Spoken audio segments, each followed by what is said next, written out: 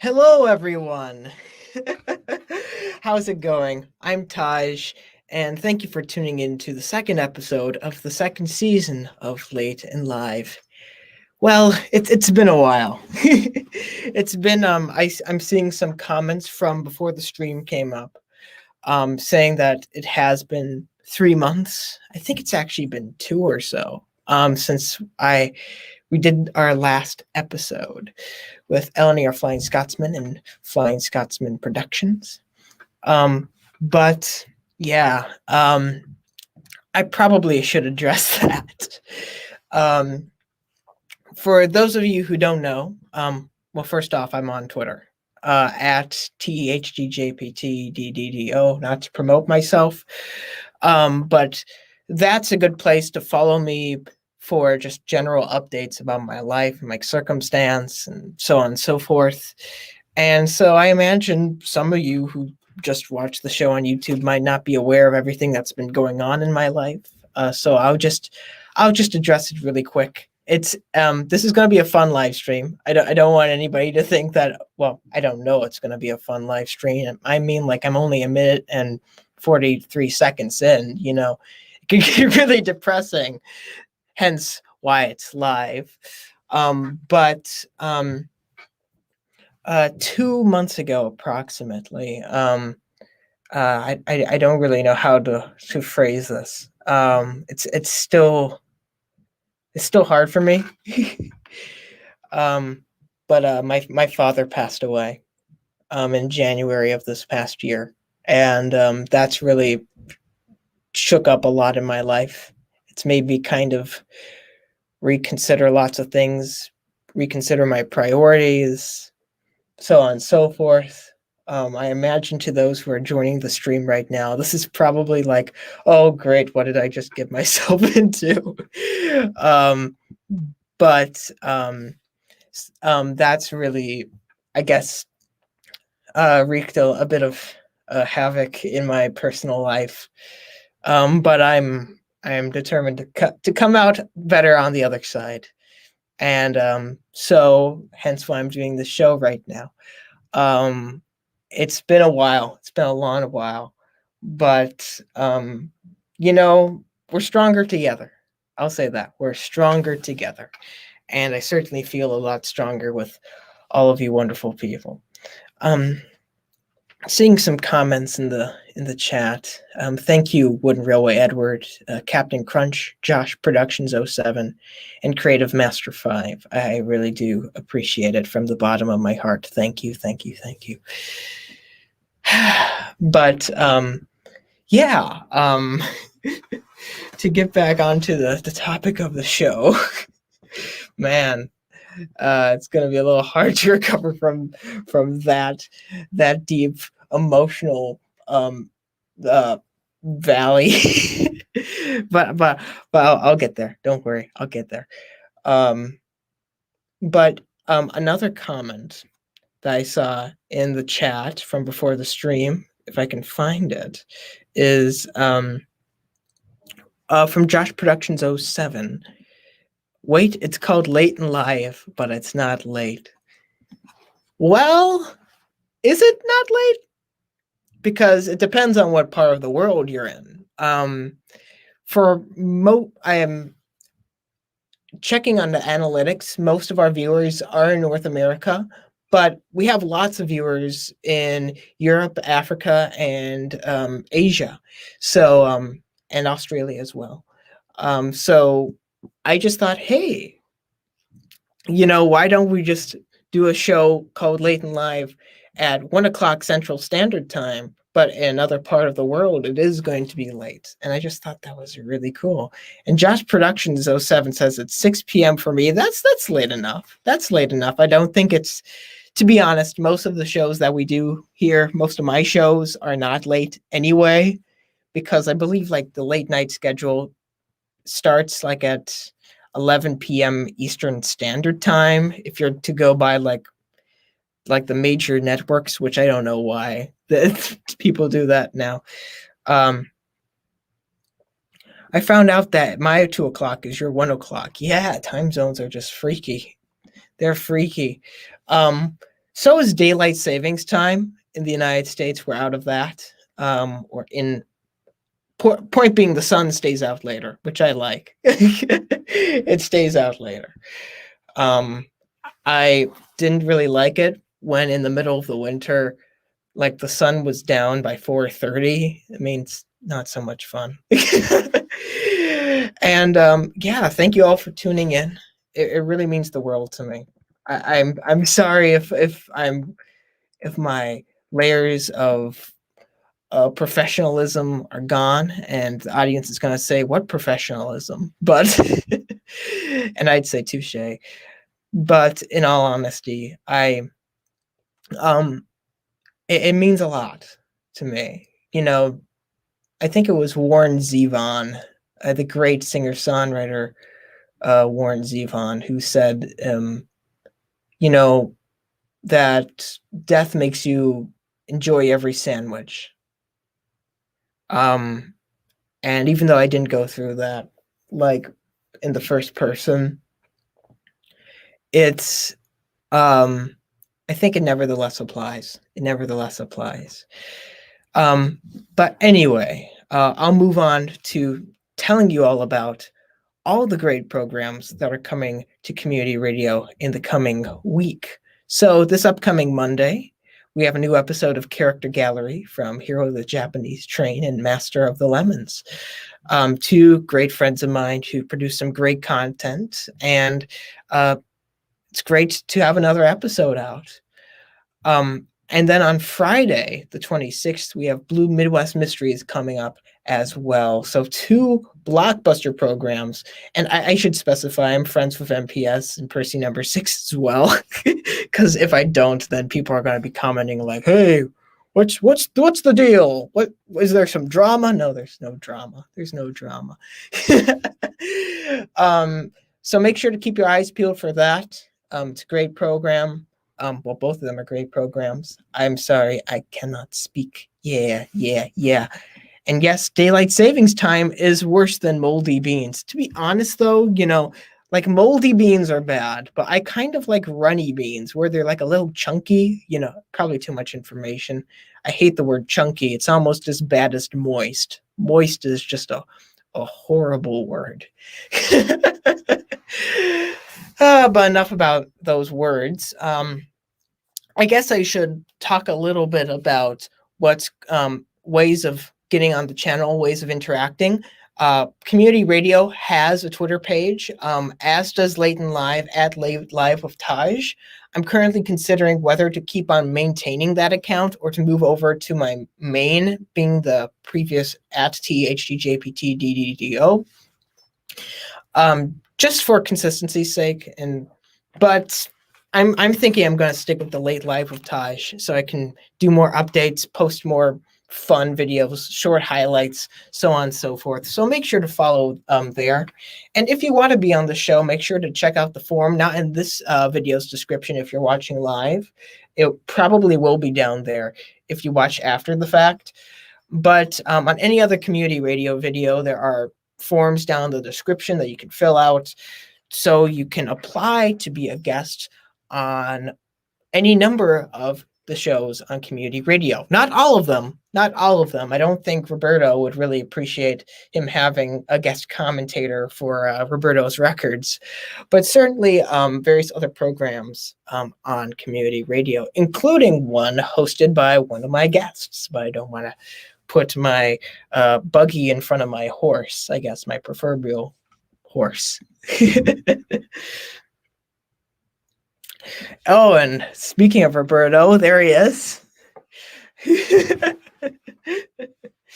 My goodness. We're off to a great start. Oh, and I was going to mention one other thing. This is more self-promotion, shameless self-promotion, but I'll do it. Might as well. I was planning on doing a music live stream this past weekend. Not this weekend, but the last weekend while I was on spring break. But just due to numerous things that happened in my life, I was not able to do that. But I'm looking forward to doing so maybe next week. And that would be on my Taj Mahal YouTube channel, not THGJPTDDDO, but Taj Mahal. I'll post the links to both of my channels down in the description. THGJPTDDDO being for my Thomas content, and Taj Mahal being for my general content. Some Thomas stuff, maybe some reviews, but mainly stuff that's meant to appeal to people who might not necessarily be in the Thomas fandom.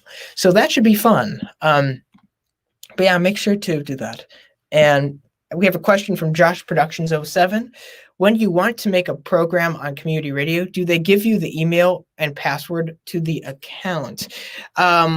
When you get accepted to do the program, they give you the oh, thank you, Steam Engines United 3456 for the subscription. I really do appreciate it. But finally, to go back to Josh's question, once your program gets accepted, then there's a process where eventually you get a link to it. I know, for example, one of my guests tonight. Why am I being so like subtle about it? Like, only one of the guests that is on today has a show on community radio, but I'm trying to build up suspense, even though once again their name is literally on the thumbnail. But the process is that you get accepted, then eventually you get the password to upload your own videos, and I don't know where I was going with that. Once again, we're live, baby. Anyway, the time has come to introduce the first one of my guests. He is the host of Thomas Mysteries on community radio, and he has so much great content on his own channel, including his wonderful series. CET. It's I can't remember. I can't believe it. I watch it all the time. He can heckle me in just a second, though. He can heckle me in just a second. Engine's thesis. I forget the first line. Once again, this is why we're live. But anyway, he's a good friend of mine, great artist, and I want to introduce Mr. Solmon. So now, can you heckle me? What exactly is the title of your show? Because I've watched it numerous times, like even in preparation for this episode. But I guess this emotional speaking has gotten to my head.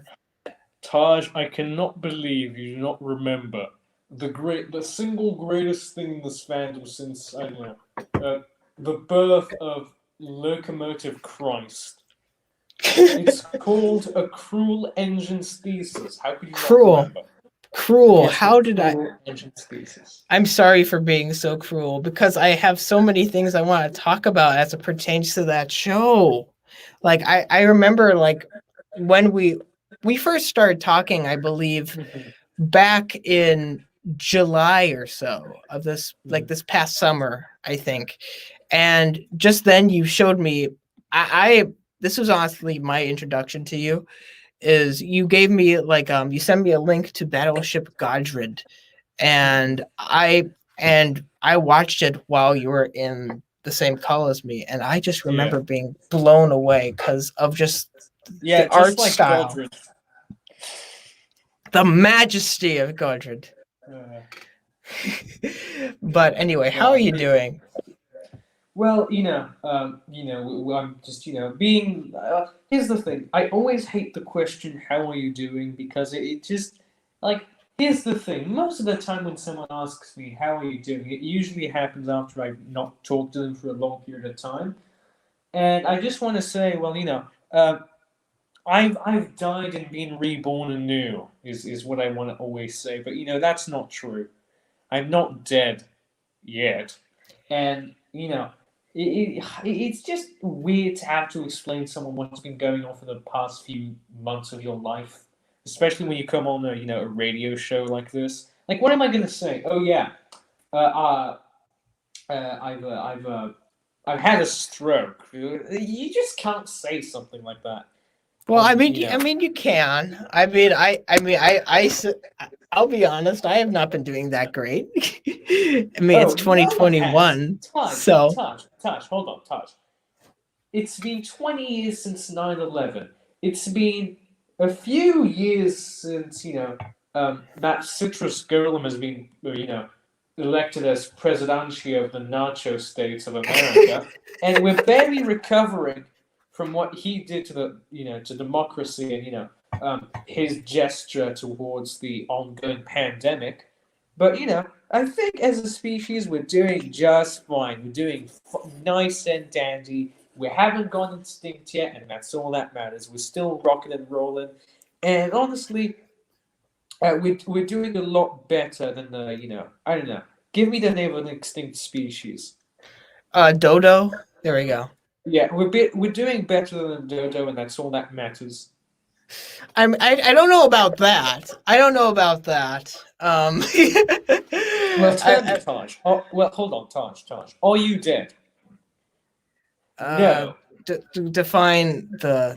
This is going in the highlight reel. Sorry, just for the end of the. I just Taj, know. my my entire existence is a highlight reel. But yes, it just like here's the thing. As long as we've got each other to embrace, just as a species, as a race, as just a friend group and a family and as a fandom, as long as we have each other, I think we'll be okay. We won't be good, we won't be all right, but we'll be okay. And sometimes in life you just have to go through some okay periods. Got to go through some mediocrity to get to true Yeah. soulmanic greatness. Yes, exactly. There you go, Taj. Now you're remembering the words in my propaganda. All right, and it's helping me. It's helping me. It's giving me strength. It's giving me strength, and I think that anyway, I probably should get to the actual questions then. Go ahead. And I, and I, I I'm, I'm must really curious. Yeah. yeah, and I must say that I think we've been trying to like coordinate so we could get like a show out together for like quite Yeah. some time now. And in the meantime, you did a wonderful Q&A, which Yeah. I guess answered a lot of the stupid questions I probably would ask anyway. Yeah. But uh, they're like where'd you first get your interest in warships and Yes. naval, battles and so History. on. Um, it involves the Blues Brothers, I'll say that much. Um, Yeah. but one question I don't think I've heard you say is do you remember, how did you get interested in Thomas? Ooh. Okay. Now this could get really emotional really quick, but so in the beginning of in the early 2000s. Okay, I'm gonna make this sound like a Cruel Engines. Like, okay, the way I got into Thomas sounds like a Cruel Engines thesis episode, but it started in the early 2010s, and by that I mean 2010. And essentially, what happened was I was in the hospital at that time. I was glued to a hospital bed, and I couldn't really move anywhere. And fortunately, I just had gotten an outpour of gifts from my family, and one of them included like a DVD with a bunch of pirated kids shows because I live in Africa. This is the thing that we do to get movies and stuff, and pretty standard kid stuff, nothing too extravagant. And then on like the last 5 minutes of the CD, there was just this little show called Thomas the Tank Engine, right? The episode in question was Thomas and Gordon. And for some reason, I would like not care for the entirety of that thing. That whole DVD was just so bland and boring to me, except for the last 5 minutes. And while I was in the hospital, I just kept rewatching it over and over and over and over again, right? Mm. And I was just enthralled at the idea of this thing. And for the longest time, I thought Thomas and Gordon was the only thing about Thomas. Like, that was it. Thomas and the Tank Engine in my head was some 5 minute show about, a small tank engine learning to, not be so overzealous. And it wasn't even one with Thomas in it necessarily as a main character. Yeah. But it just is the way. Like, I don't think any other Thomas fan can relate to this, but for the longest time, to me, Thomas the Tank Engine was like a closed book. Just one episode, just one small short, and that's it. That was Right? it. Yeah. And then one day, my family had gotten a computer, our first computer, and I'm like, oh, I haven't watched Thomas in a while, and the CD's kind of burnt out. I'm gonna put in Thomas the Tank Engine, but well, here in Morocco we speak French and Arabic, and since I didn't have the Arabic dub of Thomas, it was called Thomas ses amis. And my goodness, by the way, I know a very special someone is watching right now, and they're gonna love me speaking French. But Oh, I shout out, see. yes, shout out to a particularly lovely lady. Now, uh, to go back to my Thomas origin story, it just happened. I just typed in Thomas the Tank Engine in French, and then I get bombarded with like a million videos. And then I just have it's like, honestly, if one day a scientist discovers the multiverse, they'll get the same feeling as me. Because I Wow. was just there. Here's the thing. I don't know. I was like, what at the time, like 10 or something stupid. So I just type in Thomas the Tank Engine, and oh my god, there's like a billion results in 6 seconds. And I just have a heart attack because where has this been for the past, 5 years? And I just sit there in just complete awe. And the first thing I do is, okay, hold on, make sure this isn't a fever dream. I'm going to watch just Thomas and Gordon again, right? So I click on Thomas and Gordon. And then guess what happens?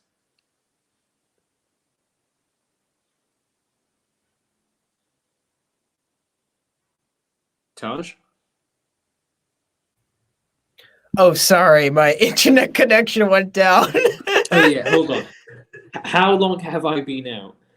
Oh no, you've been in fine. You're doing fine. It was me that actually cut out Okay. that time. Yeah, of course. I'm too powerful to be cut out. and I'm going to listen to what was said because it just sounded like a very like clear like end of the sentence. So I just started talking, and then I was like, "Oh, hello, Solmon." Yeah, me too. Yeah. But yes, again, we're essentially just working with 1950s tech here. Like, don't expect some high glamorous, high tech, multi-spatial conversational awareness thing. Forget that. We haven't even moved into the TV age. We're still in radio. Yeah. The Buggles are coming around and they're gonna kill us. Not even like civilian radios. We're using big fat naval radios you have to string on top of the battleship, on top of the mast of the battleship. Yeah. Forget that. We're just using like soup cans connected by wire. That's like the level we're better. on. Now, exactly. This is how the British, conquered India. Just wire and cans. I guess that brings up an interesting question, though. Is that do you remember ever talking to any of your like in-person friends about Thomas, and did anybody else like have any memories of it? Or ooh, yes, no? like I was known in my school for being the Thomas kid, and the reason why, like, this is gonna be really weird, right? But the thing is, like most people when they come up to their, like most kids when they say to someone else, I'm a fan of Thomas, they get bullied, right? The story. The thing is, for the majority of my life, I was the bully. Oh wow. Yeah, it's just that I was just like I was just the fattest kid on the playground, so nobody could push me. However, I was a great piece of ammunition. Trust me, I was a whole cannonball. So maybe that's where your interest came from. Yeah. So So I would just bully other kids into saying they like Thomas the Tank Engine, and everyone just kind of accepted it because if they didn't, well, they get a paddling. Oh wow. Yes.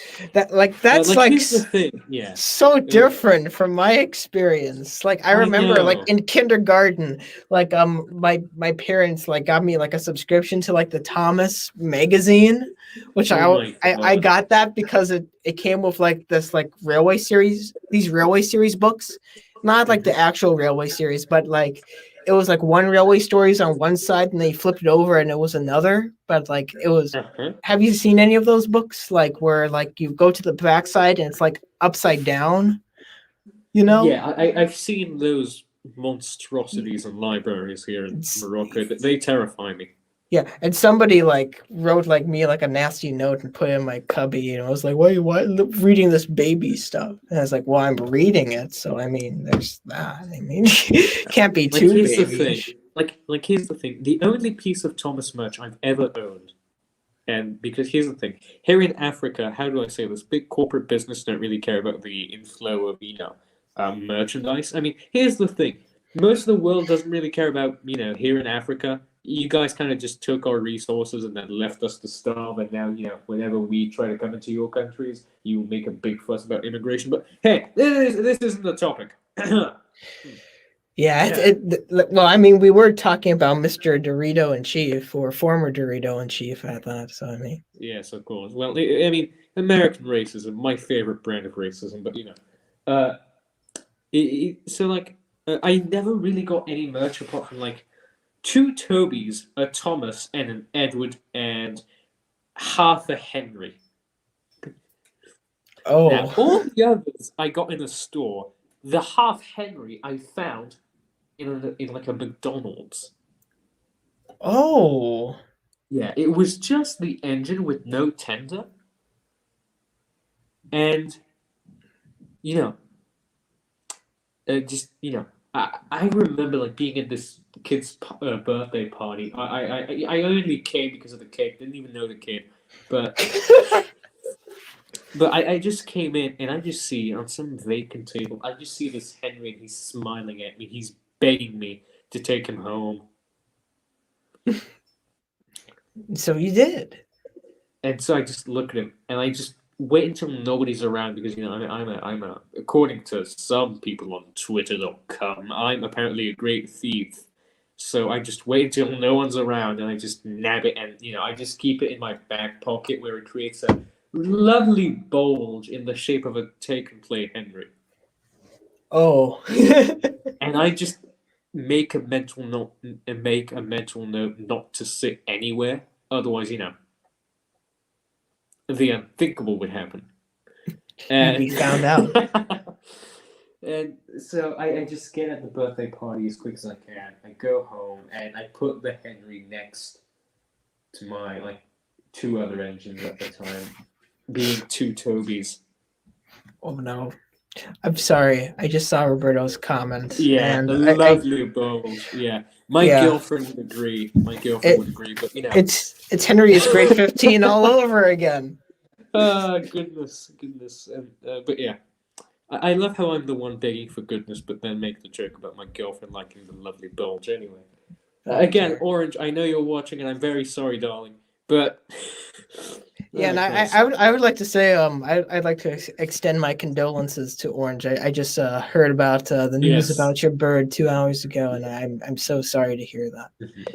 Yeah, like the first her bird David. My God, like can I just take a minute to just take a shout out to my dead homie David? Just that bastard. Every time I join a call with Orange, because we're a long distance relationship, #struggles. But every time I join a call with her, how relationships are. We're being romantic, and then I just hear this fucking bird just stop yapping.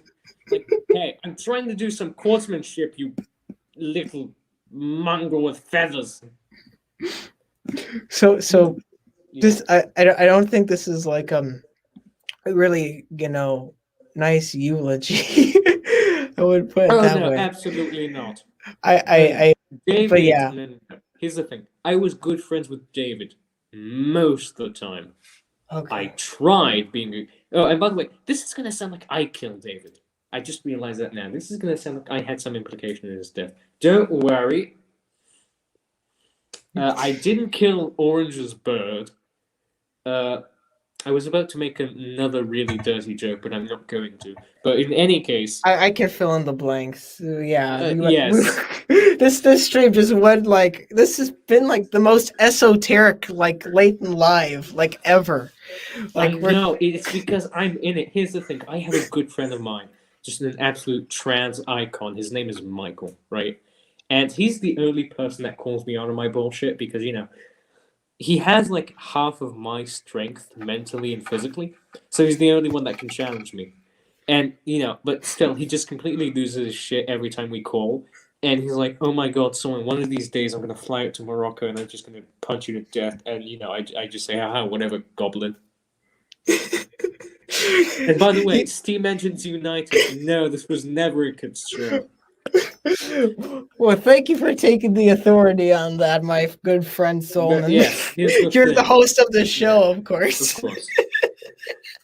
Yeah, of course. I am the host of the show. And I just love oh my, I'm such like a heartbreaker. Everywhere I go just gets vandalized and destroyed and just, deflowered. Oh no. Oh, okay. Let's move on. Yes, let's move on.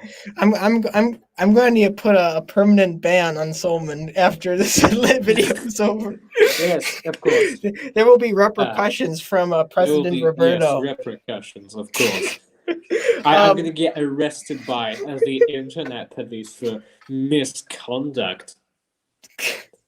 Oh dear. Okay. Let's move on to the next subject. Yes, of course. Let's continue. Let's not pen on my current demise. Oh my God. Okay. Great. Okay. So Thomas Mysteries. Mysteries.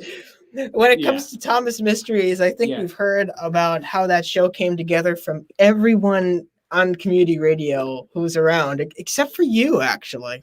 So I'd be very interested to see what are some of the deep mysteries about Thomas Mysteries. Okay, so originally the original concept was so this one time, I'm gonna give a brief shout out to Lemmy, Master of the Lemons, or Sam, as I like to call him. And during the dark period of my life, we called a lot towards the end of 2019, and he was really there for me during those pretty awful times. And one time, really late at night, I'm talking like 3 in the morning for me. He tells me about this thing called TTE Community Radio, and he's like, "Hey, Solomon, you should really get on here. Like, you just have the personality and stuff." And I'm like, "What the hell is community radio? What's this?" And he's like, "Solomon, have you not heard of it?" And I'm like, "No." And I out of just some, out of the blue, he just says, "Oh well, Solomon, we just get all these requests all the time to get just these kids trying to get onto the show with their horrible show ideas, I'm gonna make a show. It's just me talking about wooden railway toads for like 6 hours straight every day of the week." And he's like, "Solomon, you could really have a good shot at creating a show on that." And I'm like, "You know what, Sam? I'm gonna try and submit an idea, and I'm not even gonna try, and I'm gonna get picked. You just watch." And again, very Solmanic move, but I just do I tried recording one first, and it's still up on my channel. And I watched it. Yeah. Yeah, and essentially, it was too close to a show that already is on here, like the ever-present past, something along those lines. Percy's ever present. Yeah. I see. Yeah. I can get most show names right. So I mean, there's yeah, there's that. But I get that, and then he just comes in, and Lemmy says, "Okay, everybody on the show loved it, except you already have a show like that." I'm like, "Okay, great, back to the drawing board." And I'm like, "Okay, so does that mean I'm like rejected or something?" And he's like, "No, everybody wants you in. Just get a new show idea." I'm like, "Okay, I have to think really hard about this. What would be a great show for me? I have a deep sexy, enthralling voice. I have the charisma of a lion, and I'm cool in some aspects. So I'll just have a show about Thomas the Tank Engine choo-choo train conspiracies. And the rest is history. The rest is ka-chow, if we're going to be honest. There isn't much history. It's ka-chow. I It is agree. very much ka-chow. It is ka-ching ka-chow. And Yeah. as they say, lightning, the thunder always comes out. Thunder comes sometime after lightning. Ka-chow. This one's for the Cars fans. Yeah, so once again, Lemmy has had quite an influence on you, I see. Yes. And as I see in the chat, I see that he's also might have a live stream today. Hopefully it doesn't overlap with this one as well. But it's okay. We'll just pop it. We'll just, make fun of him while we're in this one of how lonely he is on his pathetic little baby live stream. I'd love to dive more in like to all the intricacies about every single episode of Thomas Mysteries, like the face factories and the face factories. My God. Okay. So the guy that did the episode on the faces with me, Peckett, right? The guy is a stoner. I'm not even joking. Like, he's never admitted to me he smokes weed. I never asked him if he smokes weed, but he definitely smokes weed. Because I was like, okay, so do you have any theories? He was like, no. I'm like, okay, are you just gonna freestyle this? And he's like, yeah. So we just start recording, and he just starts throwing me these hints and just ideas. I'm like, oh my God, when did he smoke before this? I want some of it. It's a good time for me to mention that Thomas the Tank Engine Community Radio does not sponsor the usage of any drugs or anything. However, Solmon Gagwell absolutely sponsor the use of any hard drugs and alcohol. Man, this video is just going to be the end of the year supercut, isn't it? It's just going to be the whole. I know this thing is just great. I'm great. I'm wonderful. Also, I feel so sorry for Useful Engine 11. Like, here's the thing, guys. My interview is gonna last 35 minutes. Then his is gonna last 35 minutes. Then he's gonna bring us back together for a Smash Bros sort of brawl. And I feel so sorry for Useful Engine 11 because of the poor guy. Now he has to put up with how are you gonna top what I just said? I just said, and I quote, "I'm gonna deflower the screen." How do you dear. How do you top that? How do you recover as a species? How do you recover as a person after I've said that? You know what? I haven't recovered. Yes. You know what? Happiness, positively, and child-friendly content. That's how. There we go. Yes, of course. All right.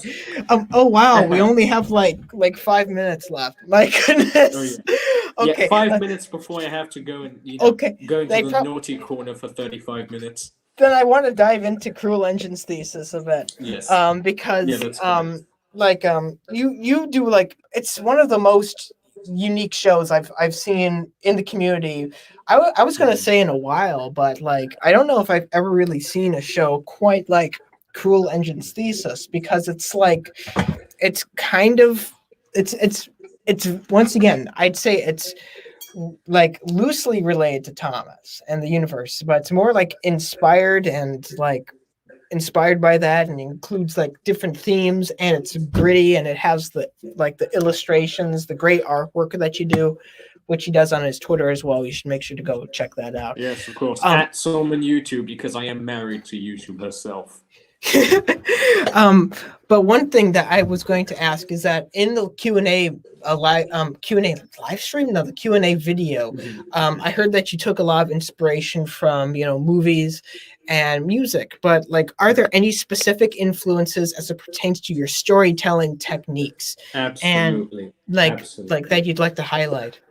Yeah. So one of the movies I watched when I was really, really young that really, really left an impact on me was, I believe it's called, I don't know the exact title in English, and I kind of forget the one in look at what Michael just said. Child friendly and someone do not belong in the same sentence. Yeah, they don't.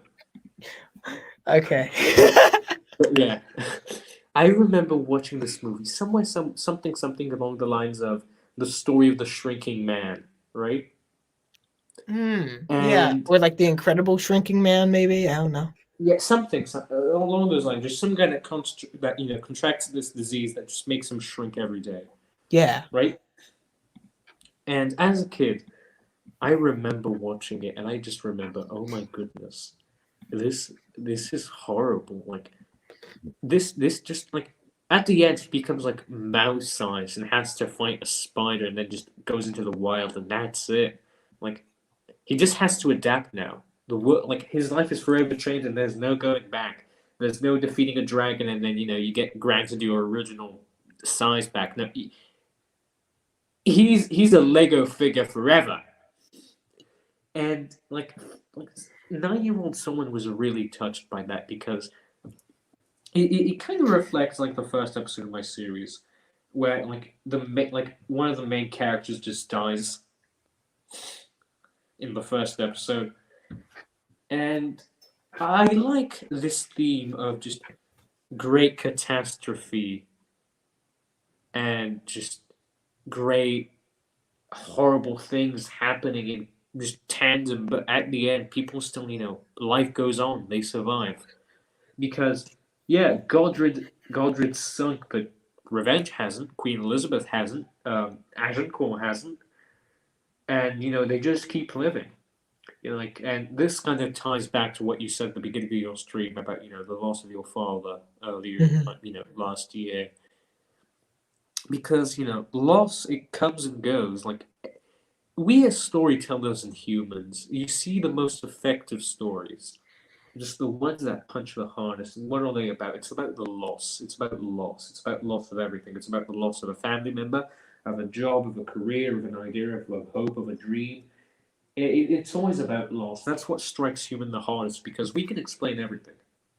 In life, we can practically explain everything that happens except for loss. There's just something intrinsically wrong about humans when they go away, when our stuff goes away. Mhm. Because and something else that really mocked me is we live in an era where a lot of concepts are floating around, something that wouldn't really happen, like say 200 or 150 years ago, right? Like more people today know about the Communist Manifesto than they did when the Communist Manifesto was quote unquote a hot book, right? Which I think is marvelous to think about. Ideas are being propagated much faster these days, and so are the ways that we try to deal with loss and just trying to deal with the world that surrounds us. Because inherently, as powerful as we all think we are, you could be a big user, you could be a small user, you could be working on the show, you could be at the Tux Trust, you could own the models, you could be Thomas Tank Merchandise, you could be Turtles and Thomas, you could be me. And at the end of the day, we're all still just these little lads vibing on this gigantic rock in space, and we have no way of controlling what happens. And that's okay. We can just keep going. And much like the way we've been going on for the last thousands of years, I'm gonna also go and see my way to Useful Engine 11 for his Well, part of the interview. Well, before you do that, I just wanted to say thank you so much for being on. There's so many more things I'd love to talk about, but I think that's why this like half hour to 35-minute interview format's going to work better, because then we can then there's more things to talk about. And then I'm thinking about, once again, now that the show's back up, I'm thinking about sticking with my old schedule of maybe doing an episode like every 3 weeks or so. And so more episodes coming out and more opportunities for returning guests. So Ooh, anyway, I'm gonna be here every episode. This is his way of announcing it, but yeah. well, I want to just thank you for being on, and I can't wait to see you again in just over a half hour. Yeah, of course. Well, in Okay. any case, I just want to say again, Taj, like here's the thing. I've been really jokey and stuff because like as a storyteller myself, and you as a presenter, like these people, they come here in this stream, they expect to have something to take their minds off just the hard reality that is the world. But in a time like this, where it just seems to be a constant stream of bad news, the way you've been handling your father's death is absolutely admirable, in the utmost sense, Taj. You're an absolute just king. I really respect you for this. Thank you. No, you really have been. Like, here's the thing. Oh I know dear. that toxic masculinity is like a big issue these days, and it really is a problem. But you're masculine in the good way. Just a real man, just that takes. Like, life has essentially spat in your face, but you kept going, and here you are back at full strength. And I can't wait to see where you go from there. Well, I Now, don't know Tosh, about full strength, but I'm gonna work on it. I'm gonna work on yeah, it. I mean, if this isn't your full strength, I can't wait to see what it is. I have yet to be hit by like a gamma ray to enrich my peak power. But we will enrich it. Somatic science always finds a way. But yes, especially with all those Nazi scientists we saved from Argentina. Now, I need to go. Okay. Otherwise, I'm going to take up the entire stream. Now, Useful Engine, good luck. And yes, my next guest is Useful Engine. I'll say a few things about him before I let him into the call. Actually, that was such a neat transition. I might just let him in the call right now. And you can do a little bit of an intro. Oh, good. He slept through it. I'm up. He's I'm not. up. Late night live. I'm on. So you didn't sleep through it? Oh no. No. But Well, that's no, a that's shame. just a bit. That's a shame because I Yeah. think your ears could have been spared some of those terms. Look, okay. Before we go on, I gotta say, Solomon, I have a few tricks up my sleeves. Yeah, I got a few tricks up my sleeves. My short sleeve shirt, for that matter. So let's do this. Well, I hope some of your tricks include some earbuds because if you're in mixed company, I imagine that maybe there might have been a. That's the thing. I tried putting in my earbuds so like, no distractions, but for some reason like they're not working. Like I tried my headphones, my earbuds, and then I tried them with like my other phone and like what the heck? What is going on? So we're just going to have to go through we're just going to have to accept whatever happens. Solomon. I'm going to blame Solomon. I don't care. I'm just going to blame Solomon for Yeah, that. blame Solomon. There we go. That's our excuse. It like we get attacked by like an air raid, blame Solomon. If we get robbed from our own homes, blame Solomon. Speaking of Rob, transition. I just want to direct attention to your most recent video, which was uploaded yesterday, which I saw in the description was a little bit inspired by some of Rob's work, featuring Henry reviewing Henry. Yeah. So, okay, here's the thing. I actually had my whole like little thing planned out here. Like I thought I'd start with like my little backstory first, and then we go into like present day and all that stuff. But I feel like we should talk about the what? We can go in chronological, but like it could even be like a little bit like we start in medias res and then we kind of go back to the beginning and work our way back up to the present. It's up to you. All right. Yeah, let's just talk about my recent video, which is my Henry review, which I uploaded yesterday. And oh my god, it's my best review yet because so many people just like loved it. It's gotten a lot of likes on YouTube. It's got like 20 comments. Has like so far it has only 144 views, but I'm pretty sure it will be a little bit more. And like that's obviously good for a people day. Yeah, that's the thing. It's like been like 21 hours ago. And of course, yeah, so obviously it's going to take a little bit of time, and obviously I understand that completely, but so let me tell you my little thinking process behind this. So it all started back in like September when me and my friend Tom's the Small Engine, we're going to be doing a crossover soon, which if you saw by the ending card, that's going to be coming out pretty soon, and I'm excited for that. Yes, I did. But I didn't make this review as a filler one. I made it like, well, number one, I've always wanted to review Henry. Number two, I wanted something that would lead up to our crossover. Even though Thomas did an Ertl Tugs review, which you should check out, please go subscribe to him, which also leads into our crossover, even though the continuity is a bit messed up in a way. But I can technically explain that in a way. But so the continuity with that is that okay, here I'm trying to gather my thoughts. So the continuity for this one is so it all starts out with me just bored, nothing to do, and just wallowing in my own misery as Useful Engine 11 has started to run out of ideas for content making because he knows is that he's been trying his hardest to stick to what he promised in his channel trailer, but yet he's trying to think outside the box a little bit. And of course, so I'm watching my own review right now to give a little summary. So obviously we're panning over the back of the box and things that I have hanging up on my wall above my set. Got my little shelving area of just stuff that I keep on there, either scratch built, custom stuff, or just stuff, that I like hanging on to. And then we cut to me just pushing around my custom Jinsey and Pug that were made for me by my good friend Trackside Studios 06. Please go check him out. He may make some awesome Tomy Trackmaster customs, but he can do some dang good wooden railway customs. And go check out my custom video on that if you haven't already. But oh yeah, we're going to talk about some of those in a little while as well. Yeah, so obviously I'm bored, nothing to do. I'm just trying to get an idea when suddenly, with a snap of the fingers, Crimson 2091 pops in. And let me explain the idea behind having Crimson in this review.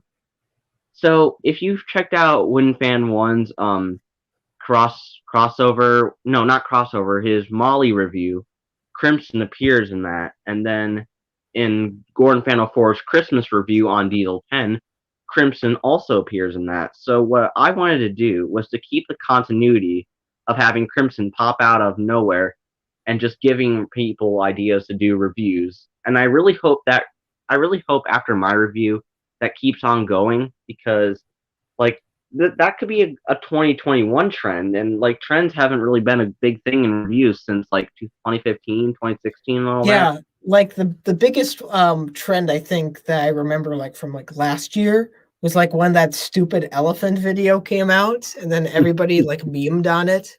That's the closest thing, but even that I wouldn't necessarily qualify as being a content trend. Yeah, exactly. It's things like that always that I guess get memed or trend the most in I guess that type of area. But when it comes to I guess the review area, I don't know. I'm trying to think of a trend that there was Eric Pierre having the Beatles shirt and fedora, Mr. Conductor fan, just going out of his way making wacky stuff, and same with Rob and MPS. Well, hashtag we brought back 2002. But yeah, it's stuff like that I really wanted to bring back, and this review really did help me do that and achieve it, because most of my reviews so far on my channel have just been myself, either talking to myself or talking to a character. This is technically the first review that I actually have cameos, but it's not the first review that I've had people be in my videos, because if you checked out my Wooden Railway Timothy review crossover with Gordon Fan 04, he was technically the first one to be featured on my channel as someone in one of my videos. Obviously, okay, well, actually, I'll wait to explain a little bit more on that later. But yeah, we did our Timothy review because obviously we had to make obviously in our Charlie review, which we did before our Timothy review, we said I pull up Timothy, I mentioned Timothy, and JT's and then I'm no, not this Timothy, not the Ghost engine, Timothy, the China Clay engine, and then obviously I pull up Charlie, I'm oops, sorry, that's a bad character. And then we do the review on Charlie, and then I feel from that actually, then we did a second crossover on Timothy. So I guess that's kind of how I see it. I'm not totally sure that's how he sees it, but maybe. But yeah, I really enjoyed making my Henry review. I So loved it. I loved it too. It was just like, and I'm noting that like your like artistry, like in like how you're like setting up the frame. It's always been there, but like now I'm starting to see like it even move like even more like that like great shot like at the beginning of the review where it's like panning over all of your models. Um, I just loved like that and all these little yeah, tiny details. Like even like the railway series illustrations you used while you dived into Henry, I liked that that. reminds me. I gotta mention, if you've seen the Unlucky Tugs or Railway Series timeline, that's where I got those photos from. Because after he made the video, like he made an archive of all those and said, "Go ahead, do whatever you want with them." And I'm like, you know what? I'm gonna put these in my Henry review because he said we could do whatever we want with those. So that's the Railway Series illustrations that I use. Honestly, like I gotta be honest, is that like out of all the things that happened in 2020, like the Unlucky Tugs like return might just be like at the very top of that list. Would it Cause be like like, yeah, like would it cause be like strange if I said that it's almost been a year since he returned? it, you know, not really. Because it's felt like 5 years in a way, Oh my goodness. 2020 and 2021 in a way. It's like this is the first like I live in Minnesota. And the first declared case of COVID, I believe, was on the 6th of March in 2020. And so now Mm, we're over a year into this global pandemic. Um, and once again, that's just based on my current location. Of course, it goes back even further if you go over to China or various other areas in the world, Italy, for example. yeah. Like for me, like obviously this whole pandemic thing wasn't like introduced until like after I literally got back from spring break. Like obviously we barely get through the week of a full week of school, and then it's like on a Friday one day. Obviously, I obviously used that day as a vacation, but then the weekend came, and then obviously the Monday, I obviously had to get to work because obviously this was not a vacation, even though we were at home, and obviously I wasn't really. And the worst, and the thing is that I really kind of want to go back before all this started because it's weird. I was in ninth grade at the time, and that was when obviously it was my first year of high school, and like obviously COVID kind of came in and wrecked that for me, and it was kind of like, well, looks like this is not going to be normal. So, And I, yeah, and I was on the opposite end of that, being a senior.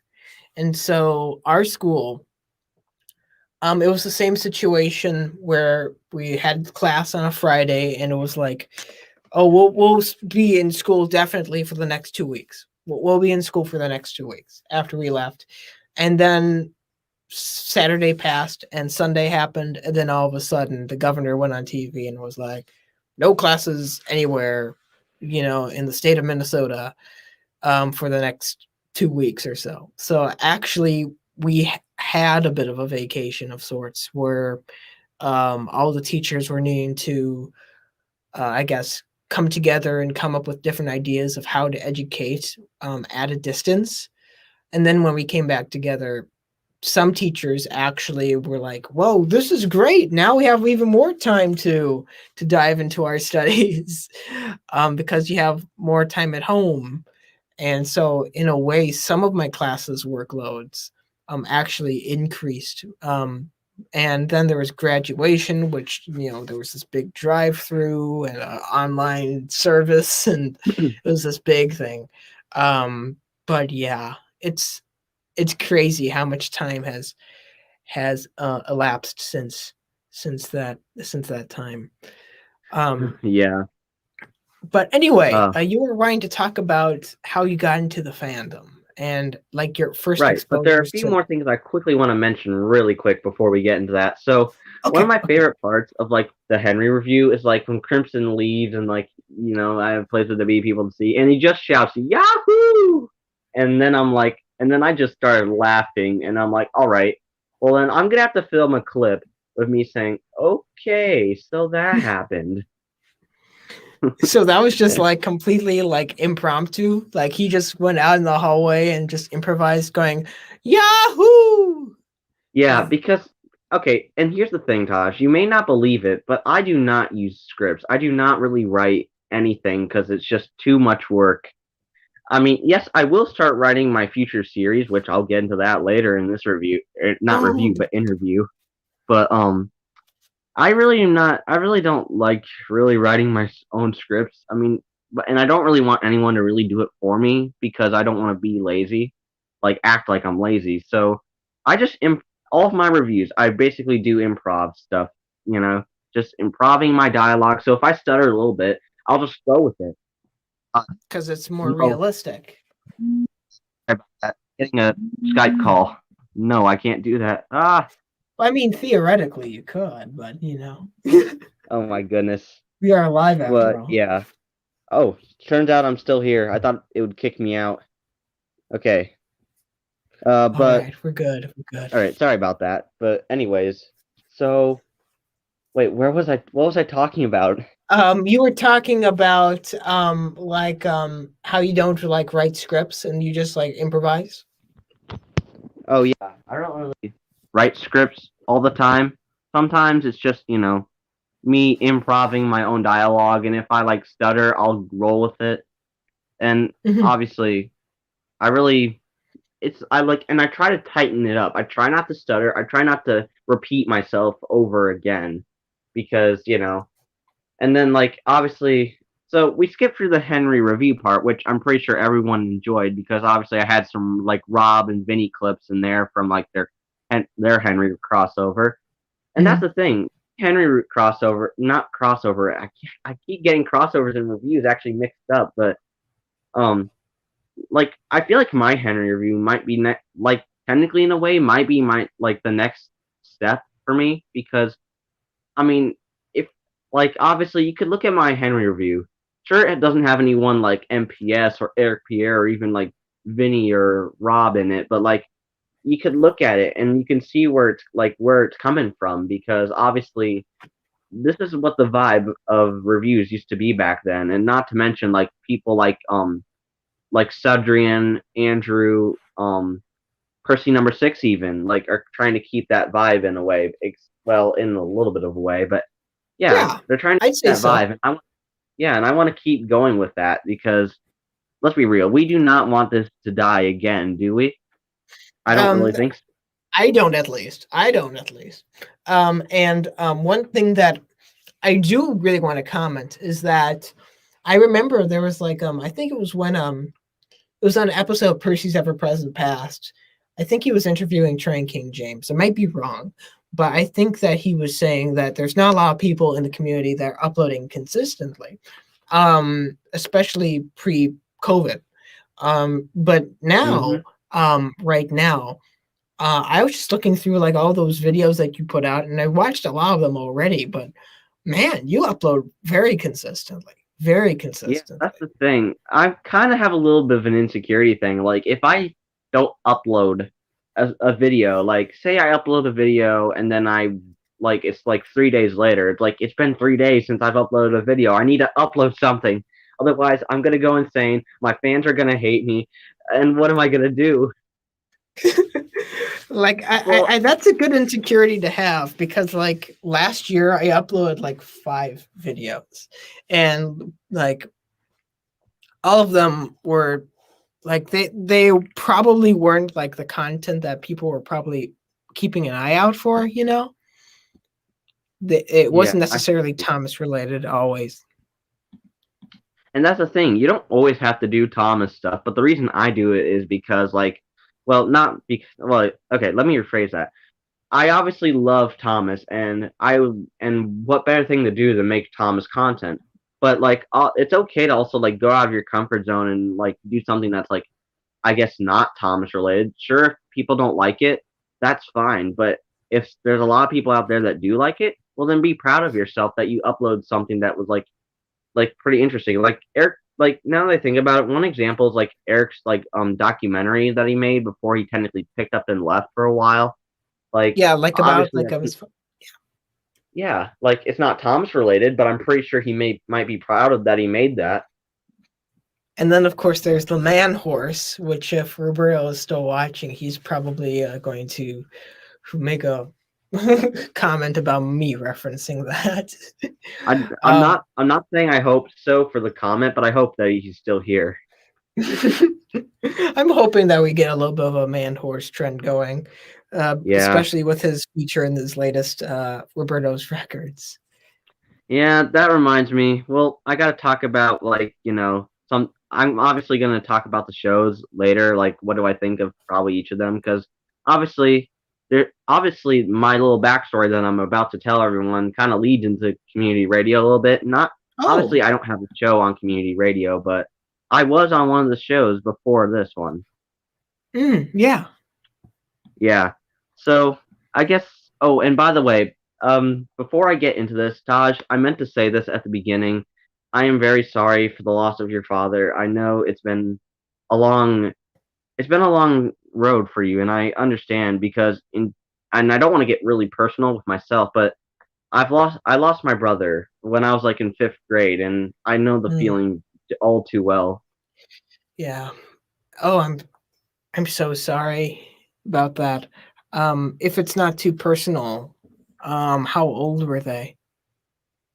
Like how? Well, obviously, my brother, that's the thing. Like he was only 22, and I was 11 at the time. So we were only like 10 years apart.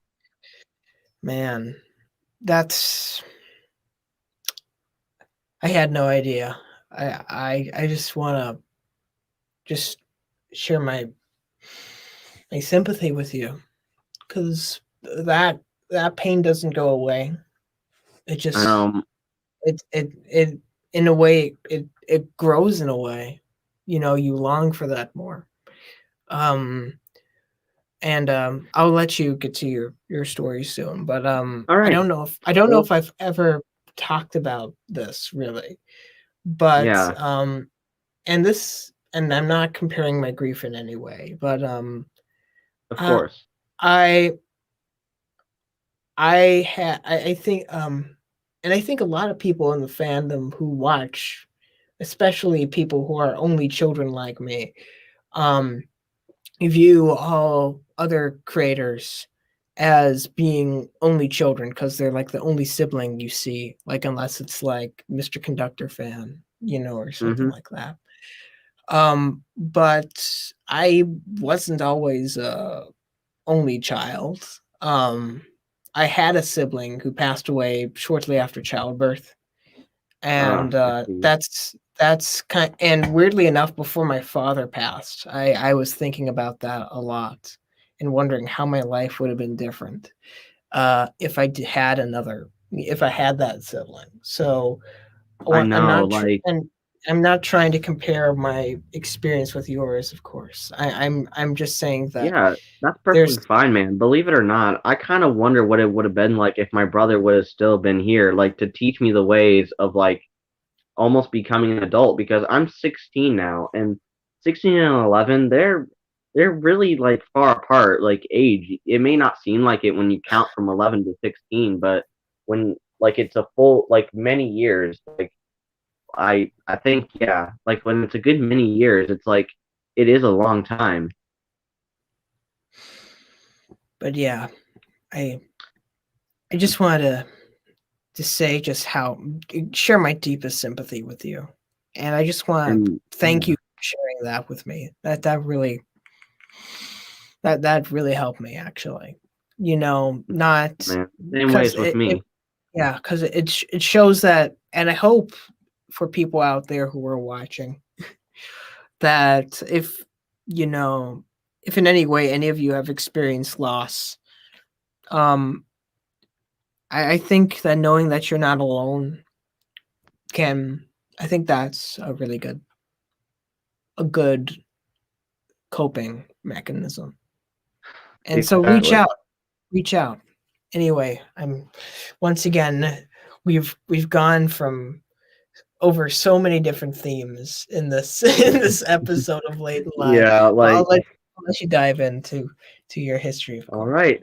I've actually been practicing this, believe it or not, but Ooh. all right. The chapter of how I became a member in the community. So it all started back in the year of 2014. Obviously, I figured out about YouTube, and of course, my mom, she also had a computer.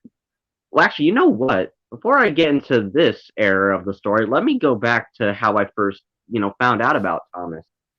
So I had a few Tommy Thomas stuff. I had I can vaguely remember having a Henry and Edward and two of those Tommy brake vans that are just they don't look like normal ones. They're kind of like LMS ones in a way, but they're just black, how you might see in like maybe in a few commercials maybe. And of course, I'm pretty sure some people might use those. I'm not totally too sure, but that's all I vaguely remember. But then, of course, I got a DVD, and it was the Thomas Gets Tricked DVD. And the first episodes I was exposed to were the first 7 episodes of season 1, narrated by Ringo Starr.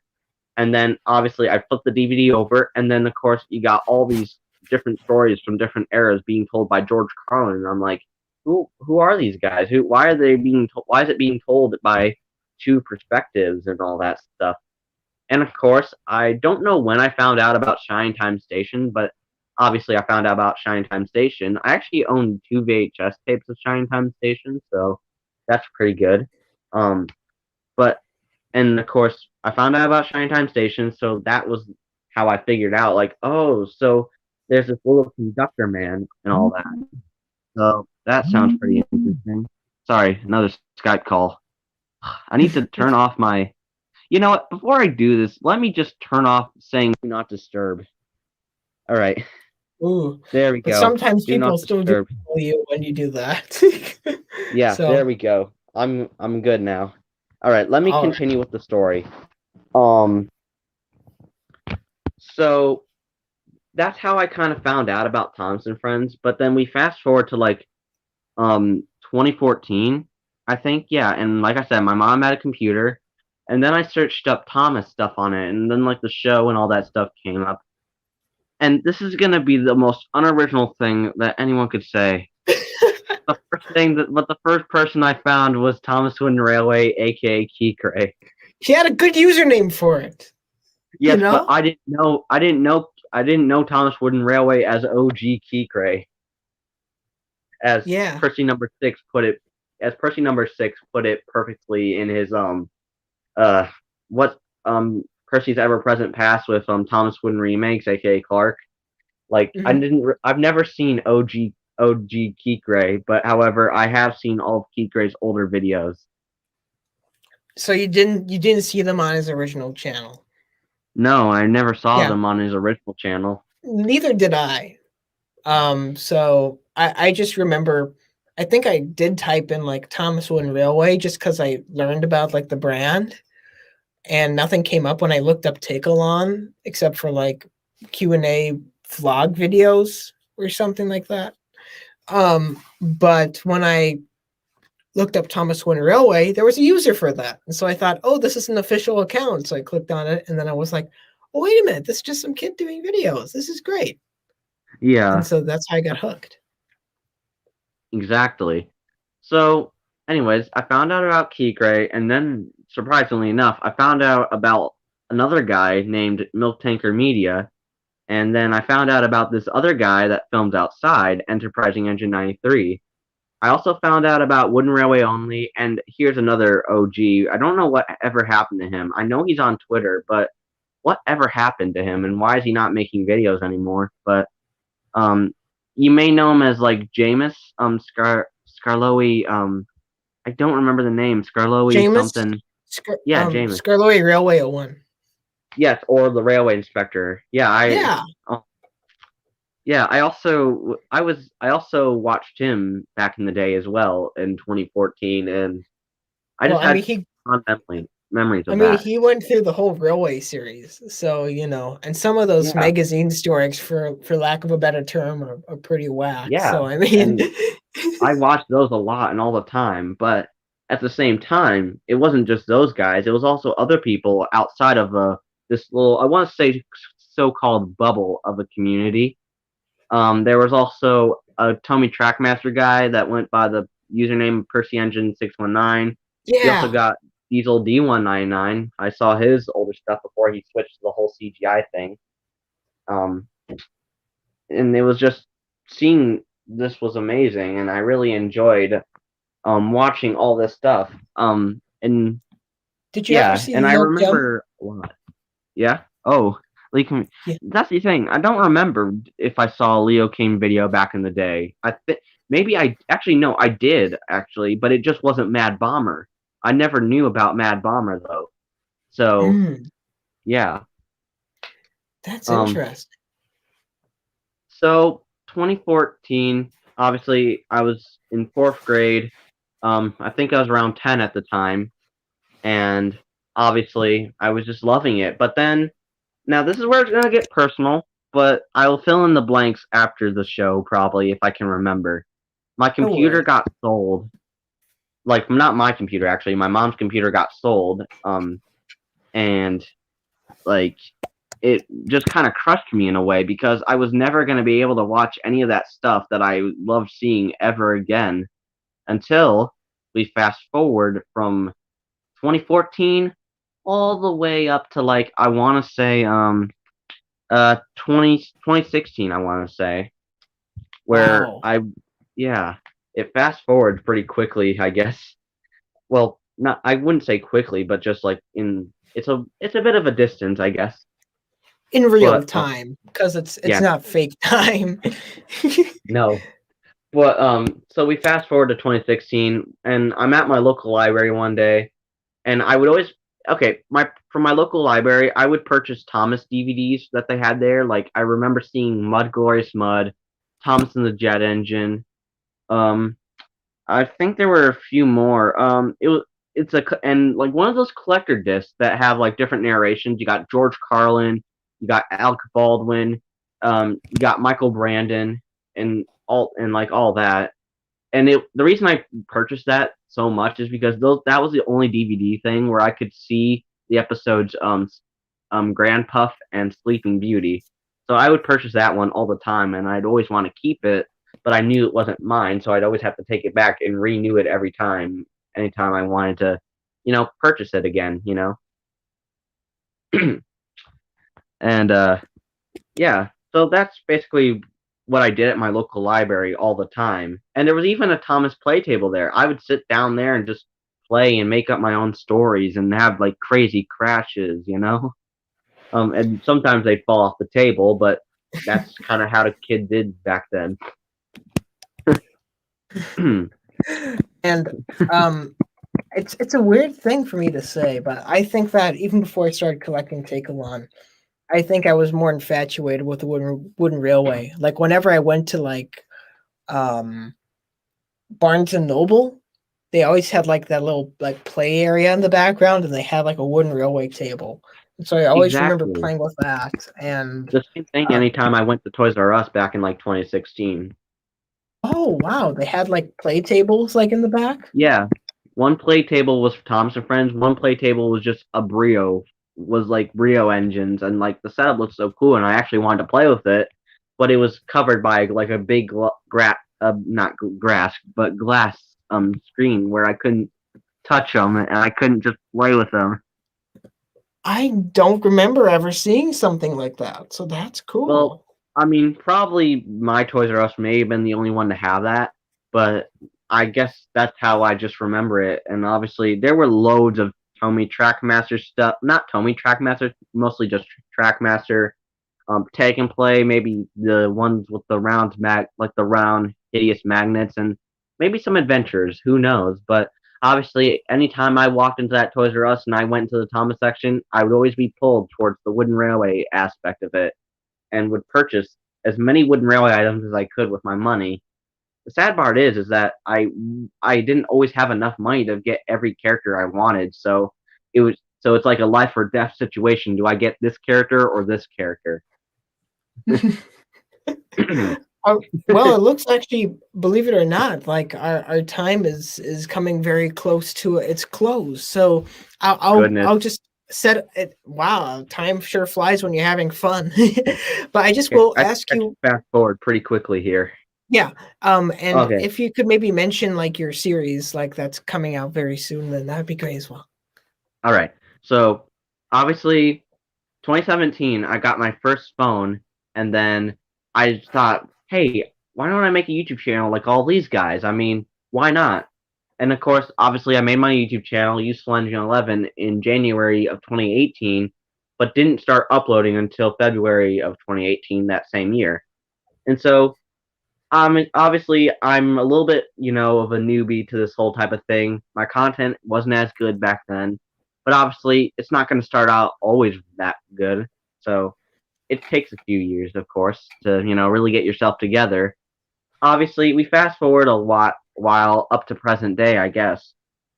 And recently, I've passed my 3-year anniversary on YouTube, which has been so crazy because I can't believe it's been like 3 years. And even that, at the end of the year, I reached 1K, and that was like amazing. Obviously, I was jumping for joy, saying I'm a top train and all that, woohoo. But obviously, I also realized that just because I'm a top train doesn't mean I should abuse that power. I should encourage other people to, not be like me, obviously, because obviously you got people who try to be like others, and you got those other people who try to, just be their own selves. But I obviously wanted to encourage people to just, try and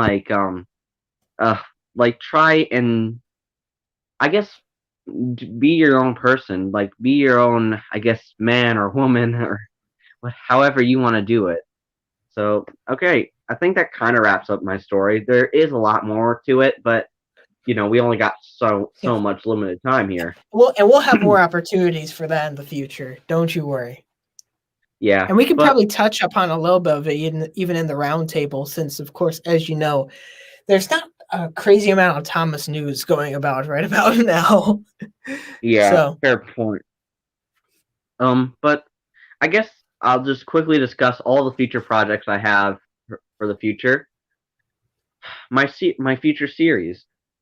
Well, I've been wanting to make a series like for a while. Like obviously Kikra's got one, so does Enterprising, Miltanker Media, Tranking James, heck, and even series that didn't go so far, like Eric's series, Match of the Lemon series, and etc. Like I obviously wanted to make my own series so I could tell and share my own stories as well. So that's one of the reasons why I'm making a series. It won't come out for a while, but let's just hope somewhere in the near future when I'm still in the community,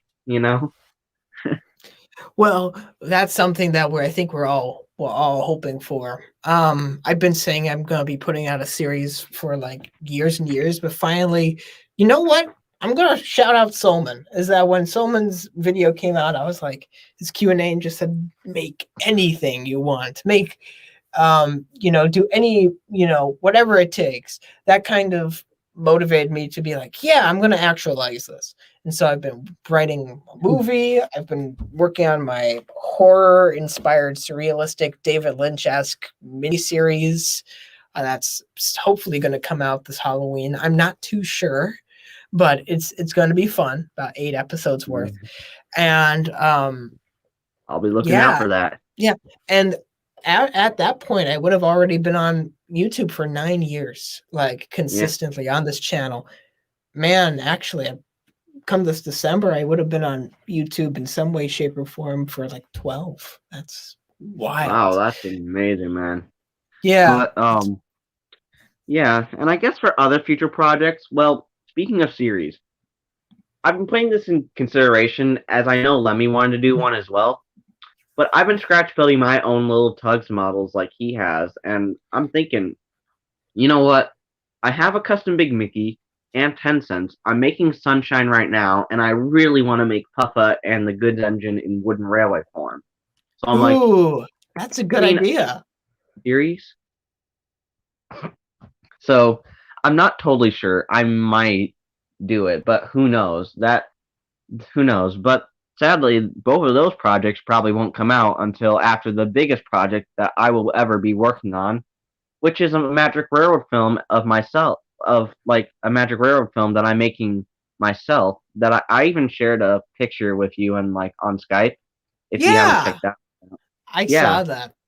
That's Obviously, the wild. animation was done by 10 Obviously, Mm. but like the positions on my part, it's supposed to reference that one poster where Diesel 10 like has his claw like right over Thomas's funnel and all that stuff.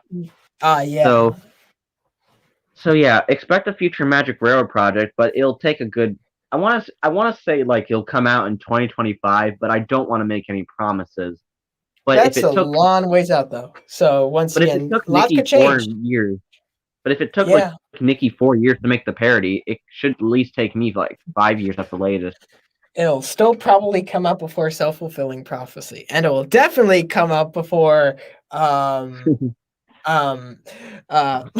Mad Bomber Part 2. Oh God, Okay. yeah.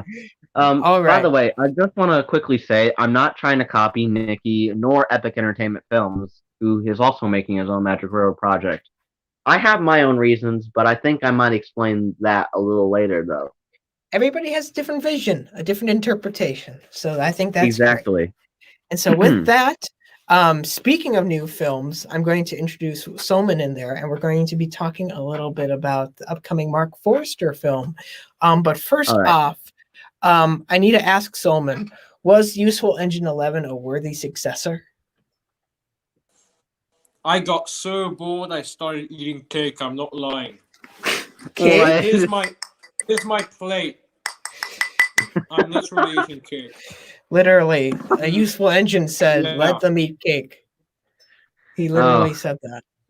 You know what? Why not? I could use a Yes, cupcake right now. It's more than Marie Antoinette can say. Yeah, basically. Now, I But have any- no idea what. So, this cake I bought at, like, I don't know, my equivalent of Walmart. The texture is really good. Like, damn, this thing is tasty. But yes, continue. Jeez.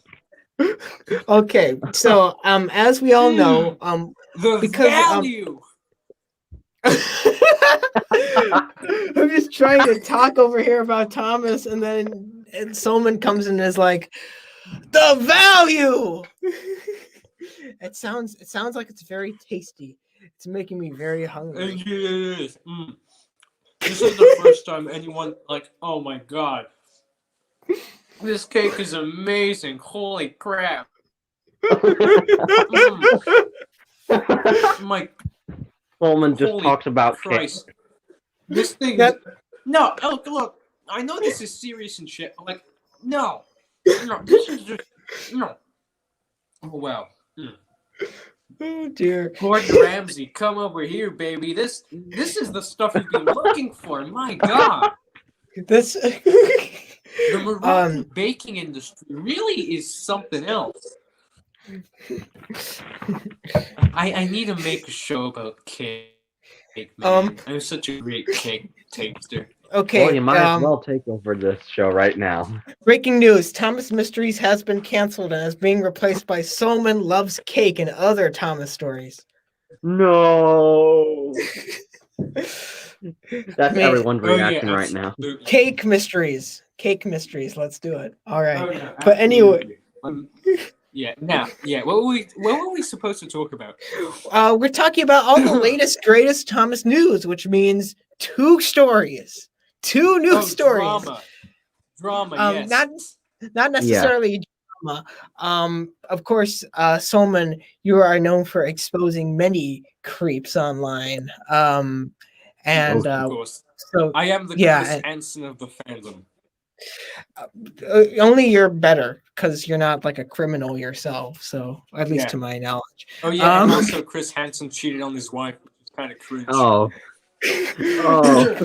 Damien's heart has been no broken. evidence of me cheating on my wife, so I still am better than Chris Hansen. Well, I think we just broke Damien's heart. I think Trains Are Cool Too is not happy with our Chris Hansen comments, but oh well. I'll make it up to him at some point. But we have two new projects. One of which is Mark Forster's newly announced. By newly, I mean it was announced like at the end of November, beginning of December, and we didn't talk about it back then, so we're talking about it now. His new Thomas-related film.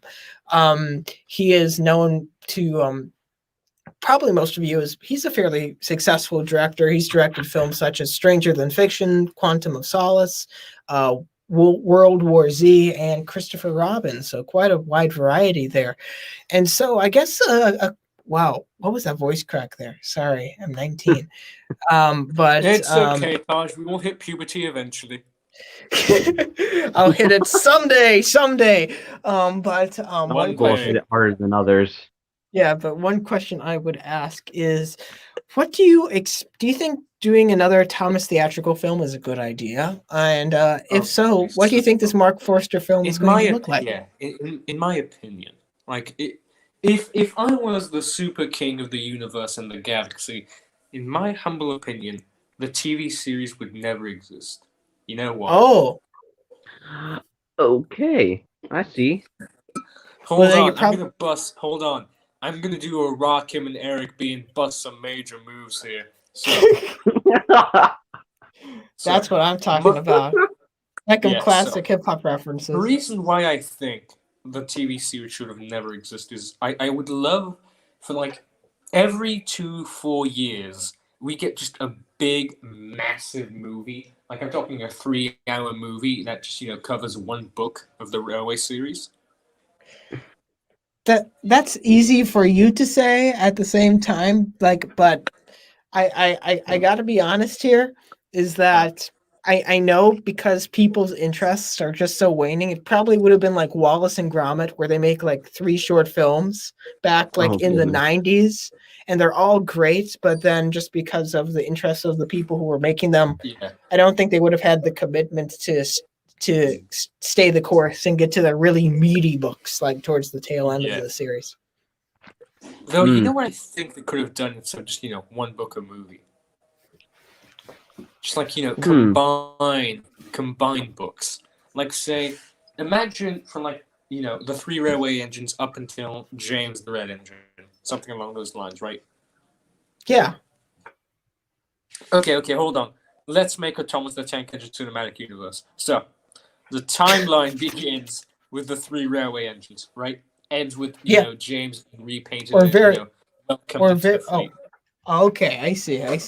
Okay. Then I was thinking. Then everything that happens to a great franchise, aka political instability. Boom, trouble in the shed. Dang. Also, can I take a minute to just talk about Trouble in the Shed, because I love that episode so much, because Gordon is such a great political leader. Oh yeah. I mean, here's the thing. Did Unlucky Tug say that he was like the greatest character in the show, right? I think. He was the most important, because like you look at Gordon's importance in the series, like on the railway itself, like lore-wise, Gordon is so incredibly important. Because here's the thing, the Express, like goes for, okay, I'm going to bust some railway history here. Actually, passenger services like bring up just like a few portions of like a railway's monetary gain. Because the main money is with the freight services. Second, and then in second place you have like the big suburbs, like, getting the workers to the factories. Because, you'll have a train with like 800 people on board, and each of those 800 people are going to pay like something like $5 a ticket, right? So that's where you get, your other major part of the earnings. And then you have the Express services. The Express doesn't really bring as much money as much as it is, just the way for people to see, okay, this is what the NWR can do, right? Every time Gordon sets out for a journey, it's not just, okay, get from A to B. It's about upholding the pride of the NWR. It's like heading into battle. Gordon's like the battleship of the railway. I see Hope, that. hope, Like if he sinks, then congratulations, everyone's dead. But this is what I mean by Gordon is just a great character. But to conclude what I think of that movie, I'm going to be very pessimistic. I honestly don't think it's going to come out. Like, you're probably it's either not going to come out or it's going to fall into like the same. Yeah, it's probably going to fall in the same category as the World War II movie. Like we're going to get like one teaser, one lovely tease, and then boom, just like all college romances, it's going to fall to the ground and shatter. And Veronica, I miss you. Please call me back. Anyway, Useful Engine 11. What do you think? I'm not totally sure because, okay, I'm gonna be honest. I kind of have no idea what the heck this is really about because, well, none of us do really. I don't know. But with like Gordon though, like he just has it's like how things run. It's now I think about it, it's like how things kind of run in the community. There's kind of like a quote hierarchy unquote on the railway of Sodor. Gordon is like there is a hierarchy with like tender engines, and then you got medium-sized tender engines, and then you got tank engines. Yeah.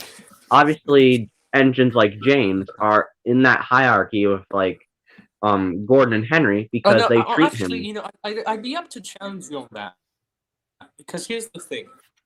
Yeah. Like that kind of made me think for a sec. And the thing is, I don't think tender engines actually are at the top of the chain. I don't think it's like what you are as an engine that defines you. Much like for us humans. Yeah, it's just the job. I guess that's what right. I feel like that's like engines like what Gordon thinks about. I don't think. Yeah. Like Gordon, here's the thing. Imagine one day a big, massive one, like one of those LMS 264 tank engine comes along. Something like Arthur. That reminds me, you also got like tank engines like Arthur too. Immense respect for like a large tank because this is a proper tank engine, not like you, tiny little miserable shrimp. Right, Gordon is so dumb sometimes because he hates tank engines, but then he wants them to do his bidding. Like he's like a stereotypical. Yeah, he's a stereotypical racist. I love that. Well, I guess Eric did put it simple that I guess Eric did put it simple in his like Adventure Begins review. Like he like tank engines should be like, I don't know, like put in their place and all that.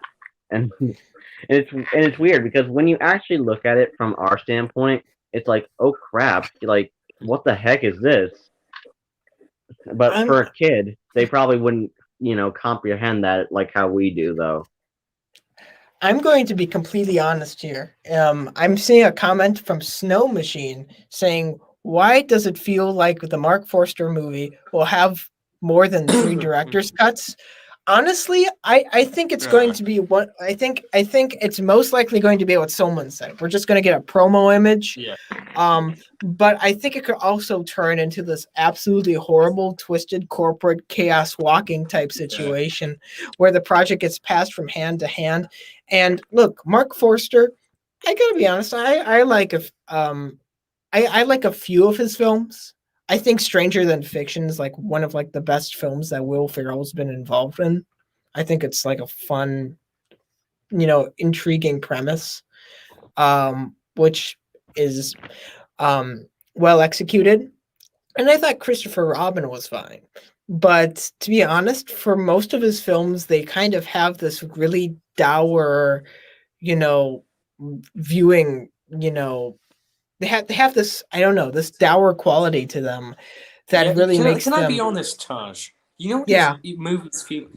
His movies are the sort of movies like you're just browsing Netflix with your girlfriend on a late night. Like you just have to put on something while you do something else. Wink, wink. And you just have to pick a movie, and World War Z is what you put in the background. Like, it's the sort of movie where you have to use half your brain to watch it. I wouldn't say it's that bad. It's not like Noah Centineo, like romantic comedy or anything. It's like fast food as a movie. Like, yeah, it's still food, partly, but it isn't like this great cake I'm having. Oh my god. It's a serviceable hungry just man TV half a dinner. cake. Honestly, they're like hungry Yeah, man essentially. TV dinner types of movies. I'm so happy, honestly, though, that the World War II movie didn't happen, because that movie, imagine the memes that would have come out of it. People Yeah, I online, didn't realize people that. online Here's would the have thing, clowned that thing. Oh my god.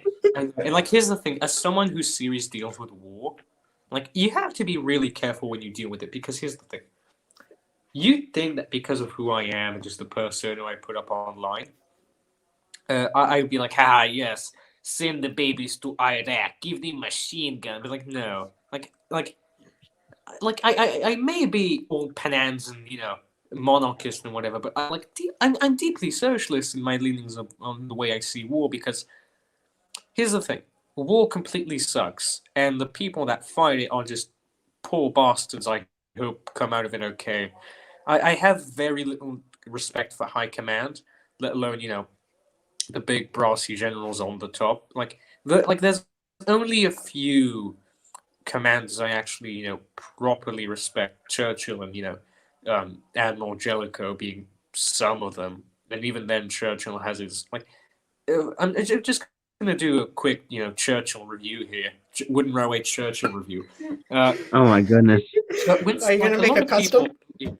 Yeah, absolutely. But a lot of people criticize Winston Churchill for being a quote unquote racist and just letting India starve and whatever. Most of these people really tend to forget the historical context of where these things happened. Like, Churchill is portrayed as this inhuman monster, when in fact he was deeply, deeply emotional, right? So because every time one of his operations would fail, or every time you'd hear the death toll of a whatever, even if it was a victory, every time you hear the death toll, he would just collapse to the ground and have a panic attack, and he wouldn't see anyone for a day while he was recovering, right? And he'd drink endlessly. Like, during the Battle of Britain, he had 2 heart attacks, right? Mm-hmm. Yeah. Like, the guy really let his emotions get to him. Mm-hmm. Yeah. And back to war, and war is such a here's the thing: the Railway series was born out of the war. It was just this, desperate attempt to get kids out of this mentality that they're gonna die the next day and that their city's gonna be bombed, right? Yeah.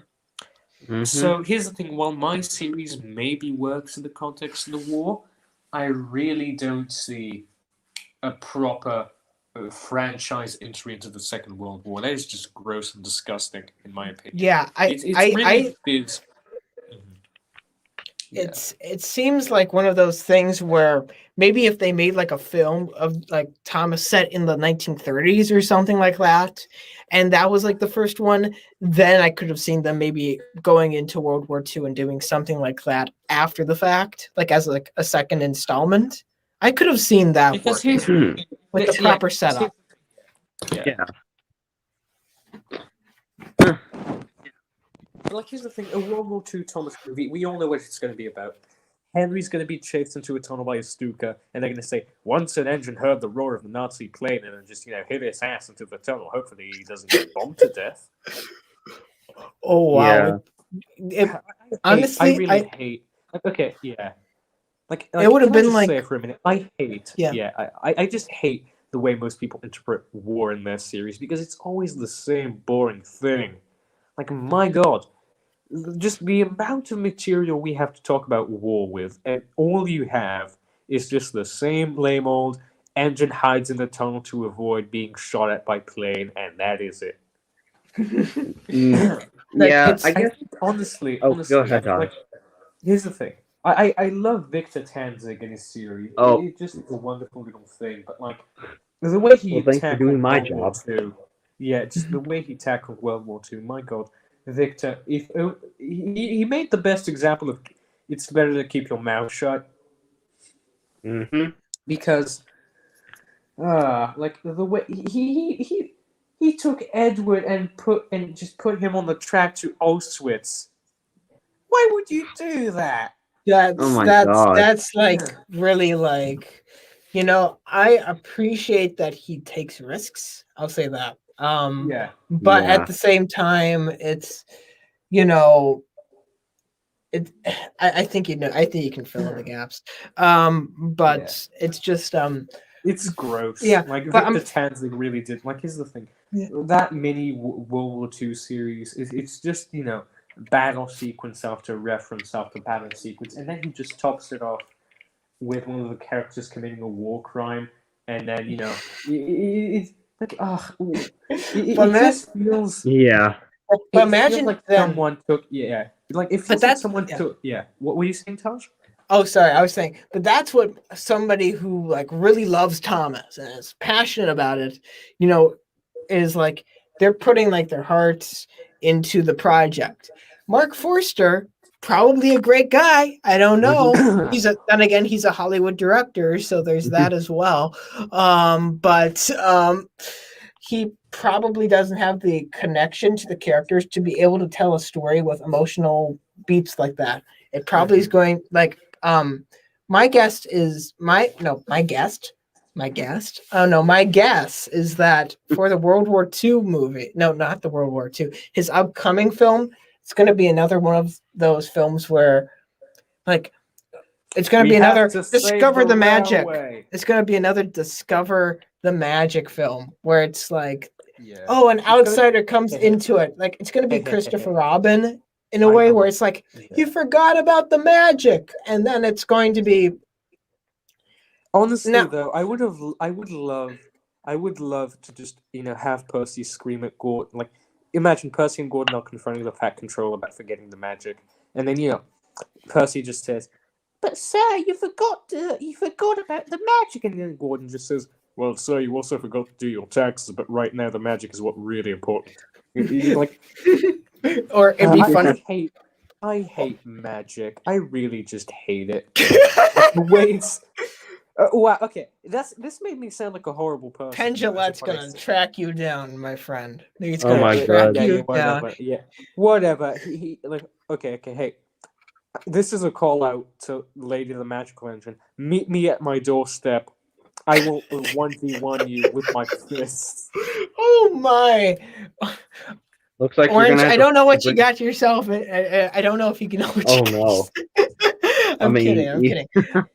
But now if it turns out there's one thing that I really would love to do is if somebody made a satirical film about Thomas where like Sir Topham Hatt is needing to like try to sell his pathetic little railway, which is now like a broke heritage railway at this point. Yeah. And he's like trying to like sell it to kids by going around the country dressed as the Fat Controller and being like, "It's a magical railway," and just like Oh it's my like God. he's this big fake. He's like what would they call it like in the Old West when somebody would sell like the like shoe polish and that'd be like a miracle elixir or something like that. What's like the general name for that? But that'd be a bad person. Yeah. I think Yeah. I think that'd be great. And then all of a sudden he gets like I think Found that out. I He think gets arrested for fraud. I think that would be really fun. I think you know what? I'm gonna make that film. I'm gonna write it Yes, at least. absolutely. I'm gonna Yeah. but anyway, with that being said, and we're not going to acknowledge the other one, which is the upcoming animated series, because I think Ew, no, thank you. Yeah. Keep that Yeah. away from me. I No. may be desperate for human touch, but I'll never touch that thing. Trust me. I wouldn't touch that with a 25-meter shunter's pole or something like that. 25 and a half would- football. Yes, would not thank touch you. with a I would gun. not use that. I would rather pull the trigger, if you see what I mean, wink wink, aka assassination. Oh no. And with that, let's dive into the Thomas Trivia Challenge. Woohoo! Hell yeah. Okay. This is gonna get messy. Yeah, and this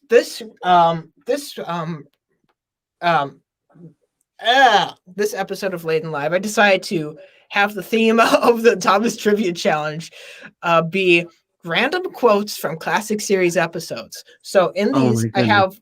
I have a quote from every from a give it from a specific classic series Thomas episode and 4 options. And I'll give you. Taj, hold on, Taj. You do realize I'm going to lose. You know why? Why? I've only seen Series 1, Series 5, and, Series 19, 18, and 17. Well, you're in luck because a few of these are from season 5 and from season 1. So. Oh, good. Okay, man, and cool. I thought I was the one that was gonna lose. Okay, and some of these you can probably use your intuition to maybe put them together.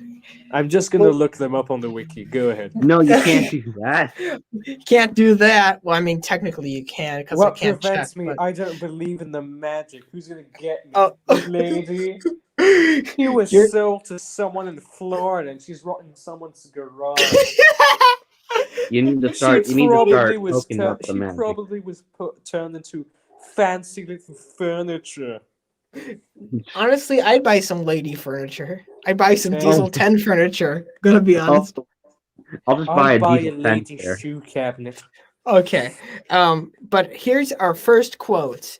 And I'll give you and we're gonna start with Solmon for the first question and then go to useful. Oh god. The first quote is: the ancients had no idea they were about to be put in great danger by an old tramp steamer. The options are A, cranky bugs. B, the flying kipper. C, special attraction. And D, something in the air. I'll give you 10 seconds to find an answer and put in the chat. Bugs. You can't just shout out what you think's the answer. You need to wait for 10. Cranky bugs. Okay, so that's your lock. I'm going to give Useful Engine another 5 if you need it. Cranky bugs. Are you really going to listen to Solomon? Cranky bugs. Oh my god. But yeah, it's cranky bugs. Okay, we both get the point. Okay. I will not stand such insubordination. But actually I will because there's nothing I can do about it. What are you going to do, Taj? Beat me to death? No, you're not. You're a pacifist. Oh, I don't know about that, but you're probably right, to be honest. Now, here's our second quote. Taj, of course. If you seduced me, then maybe I would stop yelling cranky bugs, but of course you wouldn't do that. Fortunate for you, if you yell cranky bugs for this next question, it'll be wrong no matter what. So it's because it's not one of the options. You wouldn't break my heart like that, would you, Taj? I would. And I'd do it again. Snap. Break. Taj. Oh, there goes Taj, the pacifism. I swear, you're probably the most difficult mistress I've ever had. My God. Okay, sorry. It's like I laugh and it sounds like I'm crying because maybe I am. Oh no, I love your laugh. It's like a baby elephant stubbing its toe. Yeah, I sound like Rich Evans. But here's Rich Evans, I don't know. Number 2. Every wise engine knows, of course, that the signalman works the points to make the engines run on the right lines, but Gordon was so proud he had forgotten. Our options are Thomas in the guard, Percy in the signal, James in the express, and Gordon takes a tumble. James in the express! Yeah, it's James in the express. Yeah, I win again. 2 points. No, I knew that before you even shouted it out. No, but I said it. I'm sorry. And Useful Engine 11. Train Boy 13 says Gordon takes a tumble. So, Solomon, which one are you going to go with? I'm going to go with James and the Cha-Cha Smooth Express. I guess I'll put down C for that. In which case, you're both right once again. I win. And you're making me loathe hosting this show. You're making me weak. Solomon, stop patronizing the man. No. Okay. His tears feed me. Okay. So now, Solomon, this is yours. Now keep quiet until I read out all the options. Okay. Just kick him. Just kick him. Okay, so quite suddenly, I have the power to mute him. Yes, I can do that. Yay! Okay, You do that, Tosh, and I'll come over to your house. Oh, great! I've always wanted to meet you. But number 3. Oh. Quite suddenly, he heard a strange wheezing sound. A. Toby's discovery. B. Saved from scrap. C. Bowled out. Or D. Gordon and the Gremlin. Ooh, I know this one. Wait, could you repeat the possible answers? They're in the chat. A. Toby's discovery. B. Saved from scrap. C. Bowled out. Or D. Gordon and the Gremlin. Just in the comment section. I'm gonna say Toby's discovery. I have no idea. I'm just winging it. All right. And useful? What you gonna go with? Yeah, I'm going with Toby's discovery. You're going with Toby's Stop discovery copying too? me. Oh my That's- god! Stop No. copying me. I'm No. right. No, I'm the you're the best. one winging it. I'm the one who actually knows the answer. Well, if you Yeah, didn't want here's to the copy, you shouldn't have No, shouted no. it out last question. No. Here's the thing. I'm a great pioneer. I fly with a wing and a prayer. You We Oh, are useful, wow. revolutionary. you useful engine. You're my landing gear. You are not probably going to survive. Like I might just Solomon- get a new one too. Solomon, I'm pretty sure at this point you would be my punching bags. So Oh! This is I'm a ring sorry. life for the I'm ages. sorry. Am I being threatened by a wooden railway item? Oh, okay. and Okay, I'm not. That depends. Okay, number 4. Honestly, though, honestly, I would really, really just let a wooden railway toad beat me in a fight because that would be such a cool story for it to tell. Yeah, if you were like in a bar or something. Yeah, charity. Yeah, who am I kidding? No Thomas user is ever gonna get in a bar. Okay, Oh, I mean, I'm a Muslim. Like, I'm literally not allowed to drink alcohol. that's true. However, I can have a Coke and cocaine. It's really okay. Now we're back to the drug talk. Yes. oh yes, God, and let's drugs. keep going. My Okay. favorite topic. Okay, Drugs. Alcohol. and speaking of drugs, let's go to our next question. Rehab. Okay, question number 4. Thomas, the sports day medals have been left in my office. A. Best dressed engine. B. 3 cheers for Thomas. C. Train stops play. And D. Thomas and the rumors. Wait, It's just your to be question. clear, I'm the one Yep. answering this, right? Oh, You're the one. okay, that's easy. It's hooray for Thomas. So Thomas in the sports day medals. I mean, yeah, you know. I think Well, the options are. I'll read best dressed engine. I think I know which one you're talking about. You're giving the U.S. title, but I'll read off them again. Best dressed engine. 3 cheers for Thomas. Train stops play. Or Thomas and the rumors. Yeah, since I'm the U.S. guy, I technically said the U.S. title, but You're American. But Thomas and the sports day medals. That's the episode. Yeah, I'm gonna go. I'm gonna go with 3 cheers for President Thomas. It's not hooray for Thomas because that's not a classic. Oh wait a minute. What am I talking hooray. about? Oh wait a minute. Wait a minute. Yeah, it is. It's 7th season. Yeah. And so which one are you going with, Solman? 3 cheers for President Thomas. May his reign upon Uzbekistan last forever. So are you stealing answers from Useful now? From a wooden train? No, God, I'd never do that. That's abusive. No, I would never steal from my precious little Well, group. once again, you got it right. Wow, I win again. Yay. Oh wow.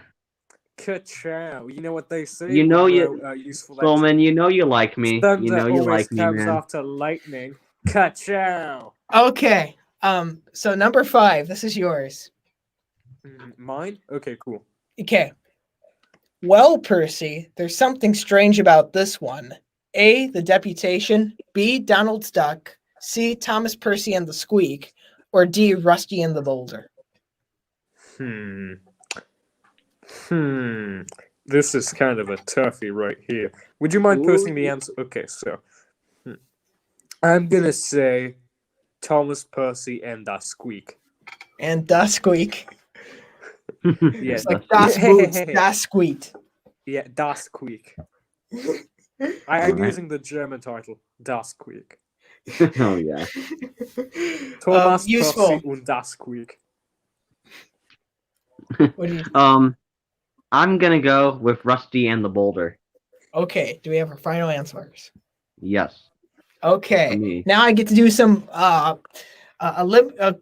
eliminating.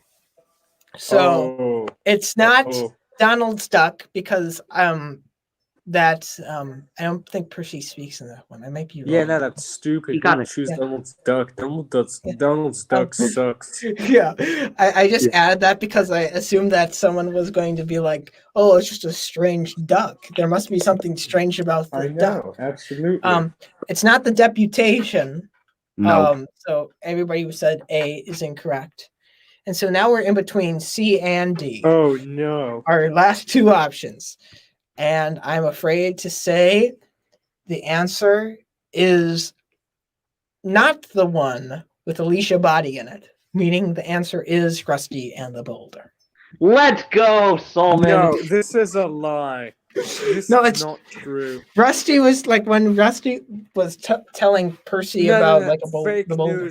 Fake news. Let me call my friends in Washington. They can assure me this is fake news. You Absolutely. have friends in Washington? Yeah, hello, Mr. How could Joe you? Schneiden, How? Nancy Pelosi.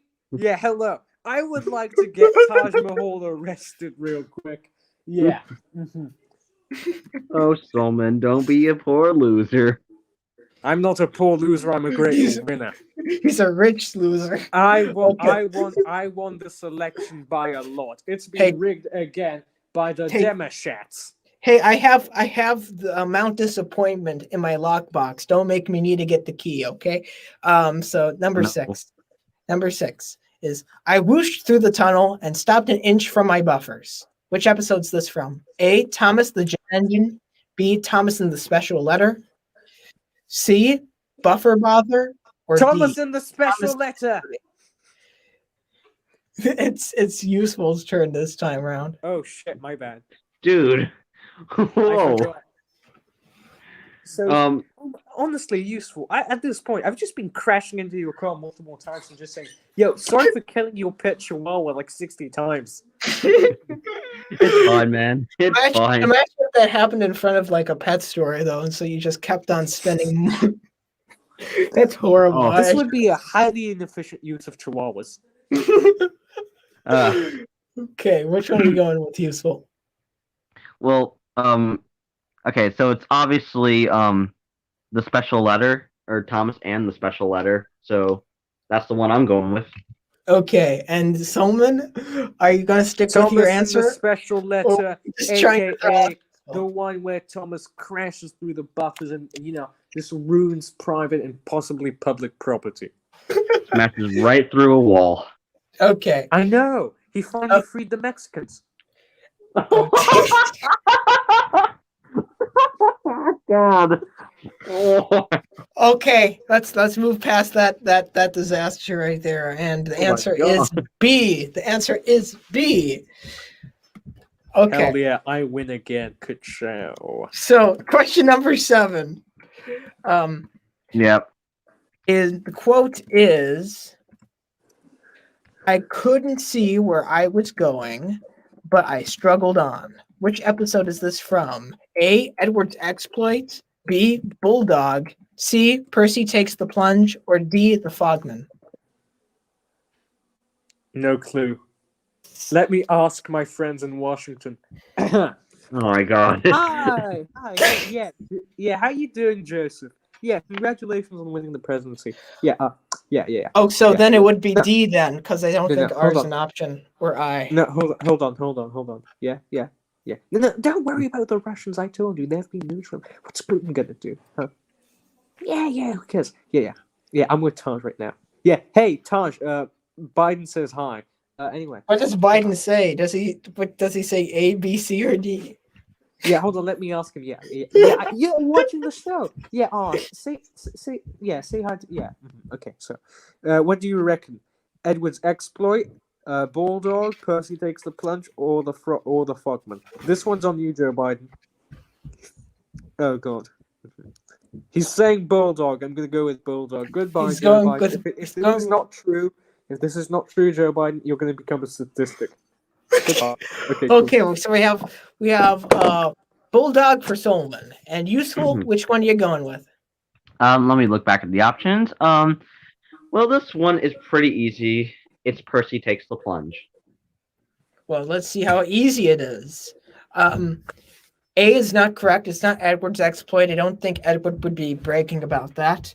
It's not D, the Fogman, because I don't like, even though, once again, fog, you can't always see where you're going. Biden reckons it's E. Okay. And it's the answer is the first episode, I believe, with Bill and Ben. So that would be Percy Takes the Plunge. I am crying right now. Let me call Joe Biden real quick. Water is nothing to an engine with determination. Perhaps you'll like it next time, Solomon. Here's number 8. The score is currently 5-7. So there we go. Hey But guys, I know this is wildly off topic, but right now my neighbors are fighting again. Like, this is something that always happens whenever I'm in a call with friends. So yeah, if you just hear someone accusing someone of having, of not being the father, then just so you know, it has nothing to do with me. I am not the father either. Oh, okay. That's good to clarify. This episode is going great. I just need to say that. You're gonna have so many highlights, all thanks to me and my. I have such a way with language. Yeah, it's kind of hard to understand some of it sometimes. The funny thing is, English is like my third language. God, I'm so glad we're not in I'm so glad this isn't like the French Thomas the Tank Engine Community. I would have made a killing. You got Eric, who is technically, kind of French in a way. No. He's part of the glorious Dominion of Canada. Never, consider him part of Quebec. TWE is still, on the table though. So right. And Steam Engines United 3456 has returned with the salsa. That's very good. Oh, yes. Nice. Okay. Finally, the salsa has been achieved. Steam Engines United. I invite you to a great regatta sometime soon in Malta Grand Harbor in the middle of the bloody Mediterranean Sea. We will have a great party with hot babes, battleships, and a lot of salsa. Well, then I better bring the chips then. Okay. No chips, use your fingers. Okay, here's number 8. And no, that's not right, Josh Productions 07. The question is, or the quote is, it was unloading a huge ship's boiler. Which episode is this? A, Salty Secret, B, The Flying Kipper, C, Edward's Brass Band, or D, James and the Queen of Sodor. Edward's Brass Band! Thanks, Solomon. Well, do you consider that or do you discount that? I consider it fully. Well, I was not asking you. Oh, who are you? It's a little lilt in that one. Wait, who else is here? Useful? Yes. Useful who? Useful Engine 11 at 11. Oh, Useful. Yes, that guy. Wait, he's still here? I thought he left. Stop being so sassy and giving away possible points because you're behind now. Yeah, man. I don't care. And you have 2 questions after this. I am bringing down this ship and everyone on it. You're gonna be driving us into our own iceberg here. Okay. Yeah, absolutely. I will drive heading full speed. I'm gonna drive over the iceberg and just, tear the ship in 3. I'm gonna set a new world record. I'm laughing so hard my face is turning purple.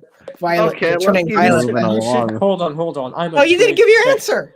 No, hold on. I'm a doctor. I can tell you if you're okay. So, what are your symptoms? Are you laughing? Okay, yeah, you're not laughing, you're crying, very evidently. Your face is clearly purple, so you know what you have, Taj? What? A mild congestion. Okay, just give me the Infinity Stones and I should be okay. Okay. Oh no, he has some snake oil. I made it myself with snakes. But I useful. literally squeezed them. Okay. A, B, C, D. All right, let me go back. The oil out of snakes. It's obviously C, Edward and the Brass Band. Okay.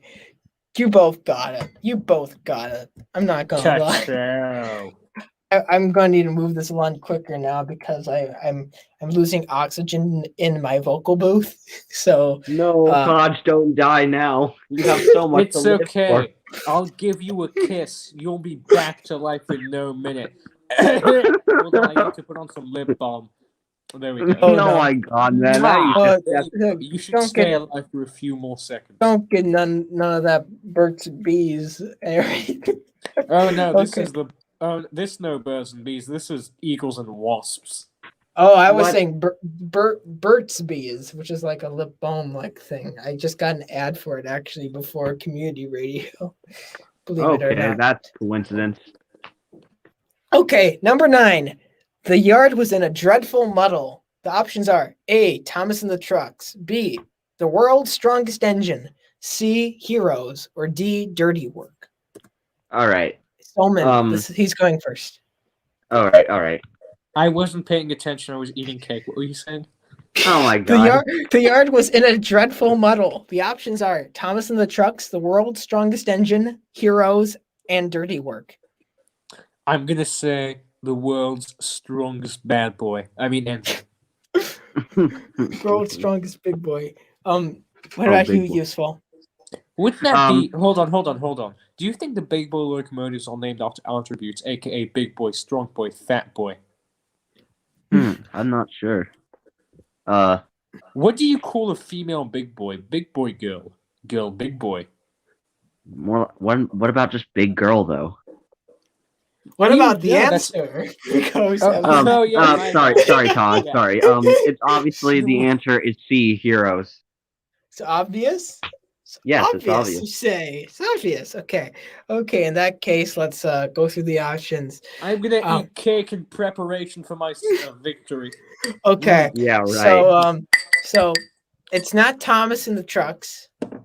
It is not dirty work. It is not Okay. dirty work. So that leaves us Yes. with our last two, which it's the name of my my 5th favorite Bowie record. So I'm fuck. afraid you're gonna need to get some salsa with that cake, because the answer is heroes. Fuck's sake, I lose again. What the fuck? This is so Solman, I cannot be beaten. I know my stuff here. Okay, well, this last one, I think you're gonna win anyway. But here's the last one. So I guess Solman can have just a little bit of fun with this if you want. Okay, let's go. I'm gonna have some my fun, all right. I'm gonna crash this party harder than the Boeing 747. And you know, I could tell you that Useful is supposed to go first, but you're not gonna listen. You're not gonna listen. You know what? Yeah, just let him go first. Okay. When has the law ever stopped me? Okay. Answer me. Number 10. He was wearing a new coat of paint and longed for everyone to see it. That's the quote. Here are the options. A, Woolly Bear. B, James and the Trouble with Trees. C, Bulldog. Or D, The Trouble with Mud. I'm gonna say the truck. Hold on. Let me. Hold on. Biden has failed me. I'm gonna ask Putin. Hi, Vladimir Putin. How are you doing, buddy? Yeah, don't worry about that old schmuck Joe Biden. Yeah, no, he's totally not my friend. No, we're totally not playing Mario Kart. No. Yeah. Yeah. No. Wait, those KGB files about Taj? Yeah, Useful, you could answer right now, you know, too. Oh, yeah. Wait, okay, I can answer so right now? I think... Yeah, because someone's on the okay, phone. Hold on. It's Hey, technically no. your turn. Bulldog. No, hey, shut up. I'm gonna say Bulldog. You're gonna go with Bulldog, okay? No, fuck. I'm gonna shit. Hold, fuck.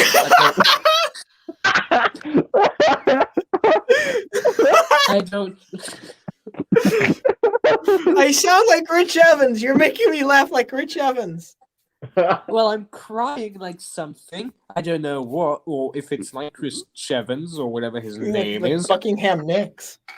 Oh my god. What? Nothing. Yeah, it better be nothing, Taj Mahal. You Only fucking Oh. building. I deserve that. I deserve that. All right. Roberto, why'd you give me that name? Taj, you literal fucking stone construction. You gargantuan temple of prayer in India. my I God. say it's James and the Trouble with Trees. James and the Trouble with Trees is your final answer. Okay. Yes. Useful. What's yours? I'm gonna stick with Bulldog. You gonna stick with Bulldog? Mm-hmm. Well, Solomon, you're gonna have some regretting to do tonight. Fuck. The answer is Bulldog. It's the first Let's line from the go. narrator of that episode. Useful Dude, engine. you Useful said Bulldog engine. the first time. Useful engine. Hold on. What state do you live in? Nebrahoma. Yeah, I live in Nebrahoma. No. I know Yep. Nebrahoma is not real, just like Nebraska. Just like the Solmanic Well, guess Empire. what, Oh, Solomon? snap. I found out that. Well, guess what, Solomon? I found out that Alfred Croven and Eagle aren't real. My dreams have been crushed. My sanity has gone insane. You can And just with throw that- me out the window. And you know Thomas Hey, isn't hey, real hey. either, you know. Hey, useful engine. Guess what? What? There are no useful engines. They're all trains. And they're mediocre at best. Mediocre? Yes, mediocre. How does that make you feel? Well, Personally? that's about all the time we have tonight, Alex. But That got no hard weird- feelings, that got- Solomon. That got weirdly like psychological horror sort of stuff. Just feels like something you'd hear at like the end of a horror movie. Just like there are Yeah. no useful engines. Yeah. Or like, They're all dead. Yeah. Say, Tosh, Oh, do you goodness. mind? You know what I really want to talk about for a second? okay, we can excuse a second. Okay. Yeah, I want to know. So, recently I've got the reputation of destroying pedophiles on Twitter.com, Yeah. right? And I want to know, what is you guys' opinion on that? Like, I want to, you know, just hear what you guys think of the way I've been handling those situations. I think it like once again, like the final consequence of that is like you can't debate with it. You know? Not really, I don't think. Yeah, because like, you know, I've seen a lot of people recently come out against me saying stuff like, well, the pedo buster of the fandom shouldn't be 15, and I agree, shouldn't be a minor doing it. However, I haven't seen any adult pulling up to the task. You know, That's true. like these are like, here's the thing. I like to think the adults in the Thomas the Train fandom are practically useless. Okay. Yeah, hot take. But like, here's the thing. Like, these guys, like, I'm talking like not no one in specific, but you know, these guys. But you know, these guys, they parade around the fandom constantly on their high horse, saying stuff like, the fandom's so toxic. Ooh.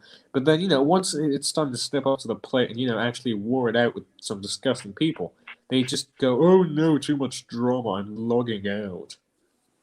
Yeah, there's that too. Yeah. People have And- no spine, is what I'm To- inherently saying here.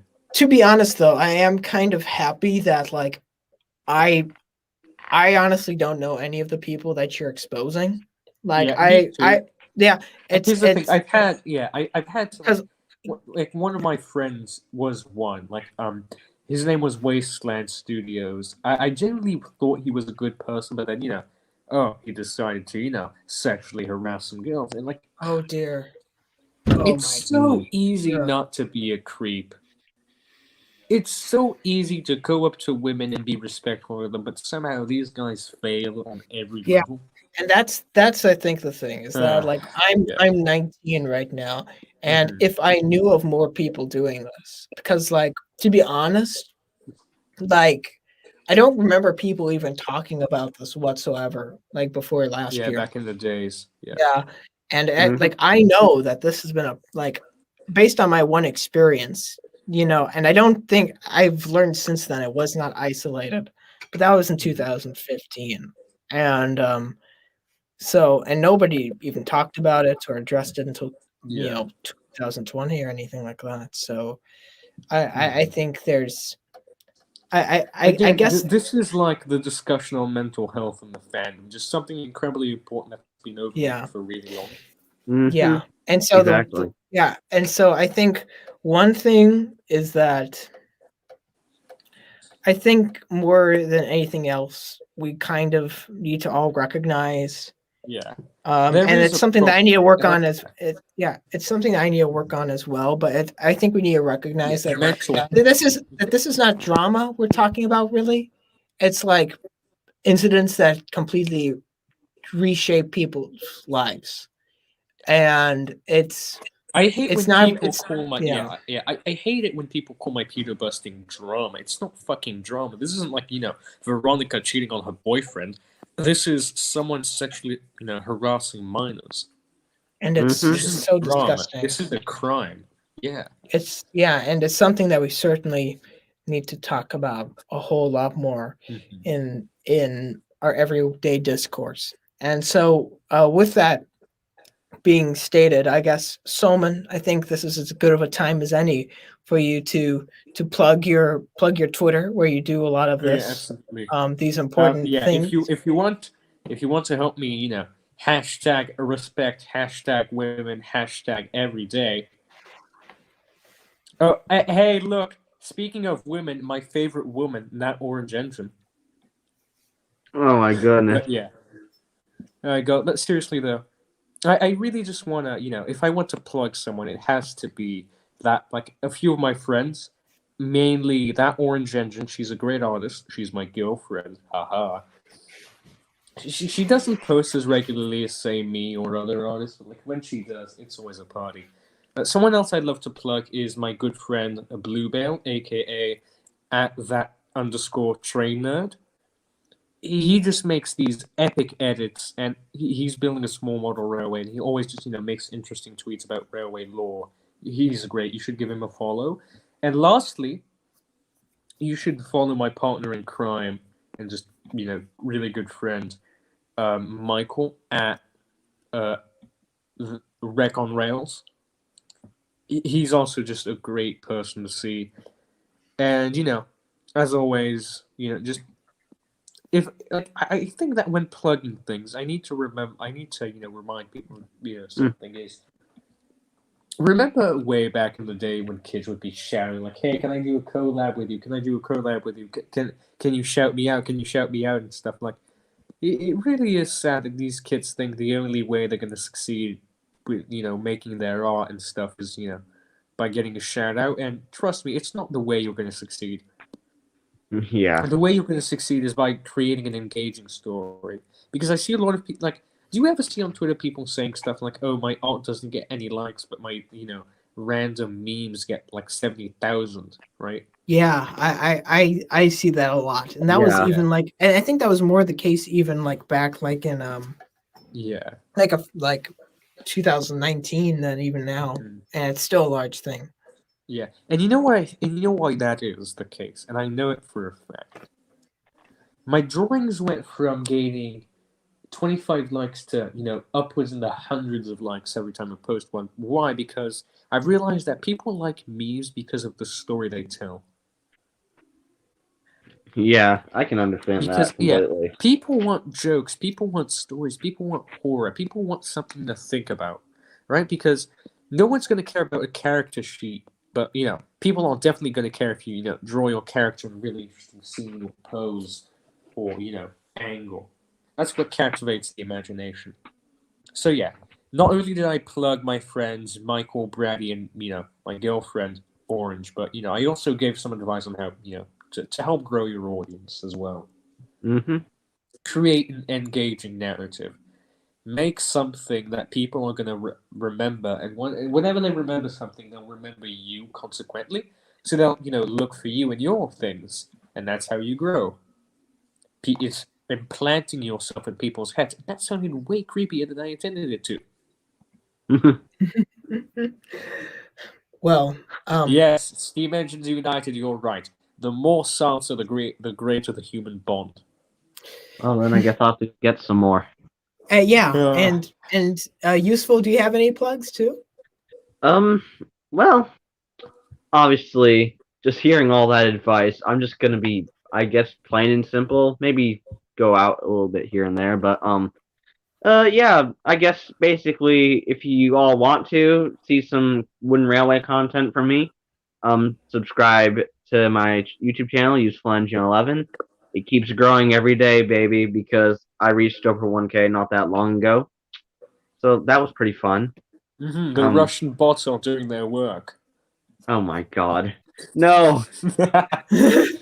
But if you also want to, follow me at A11 Useful, because every Friday I do this little thing called hashtag Fan Project Fridays, where I I also I kind of like shout out some fan content, because this that is community very is so sexy cool of you in a non-sexual way. Yes, don't worry, I'm wearing my socks, thank you. Yes, of course, it's not gay if you have your socks on. Oh, dear. Exactly. That is the But, number yeah. one rule of Boy Scouts. It's not gay if you have your socks on. And he's like, oh, what do we have here? It's, I don't know, to be honest. I don't know how to answer that question. Indeed. Also, I mean, she says it sounds groovy. I hope I don't think the socks comment has gone through yet, so there's that too. But any other plugs from either one of you? Things you want to promote? Upcoming projects? Well, like I said earlier, check out my new Henry review, because you all might actually like it. Which will lead up to my crossover that I'm doing with my friend Tom's the Small Engine. Check out, look forward for my future series, and my Magic Railroad film, and if you want to, follow me on Instagram, because I'm pretty active on there, but at the same time I'm more active on Twitter. But anytime I want to get away from the Twitter drama, I go straight to Instagram or YouTube, whichever comes first. It looks like Solmon dropped out for a second there. I'll add him back to the stream. Hey guys, I need to go. The Russians, they're after me. Oh god, they're knocking at the door. Hey, look, remember, subscribe to Solmon on YouTube.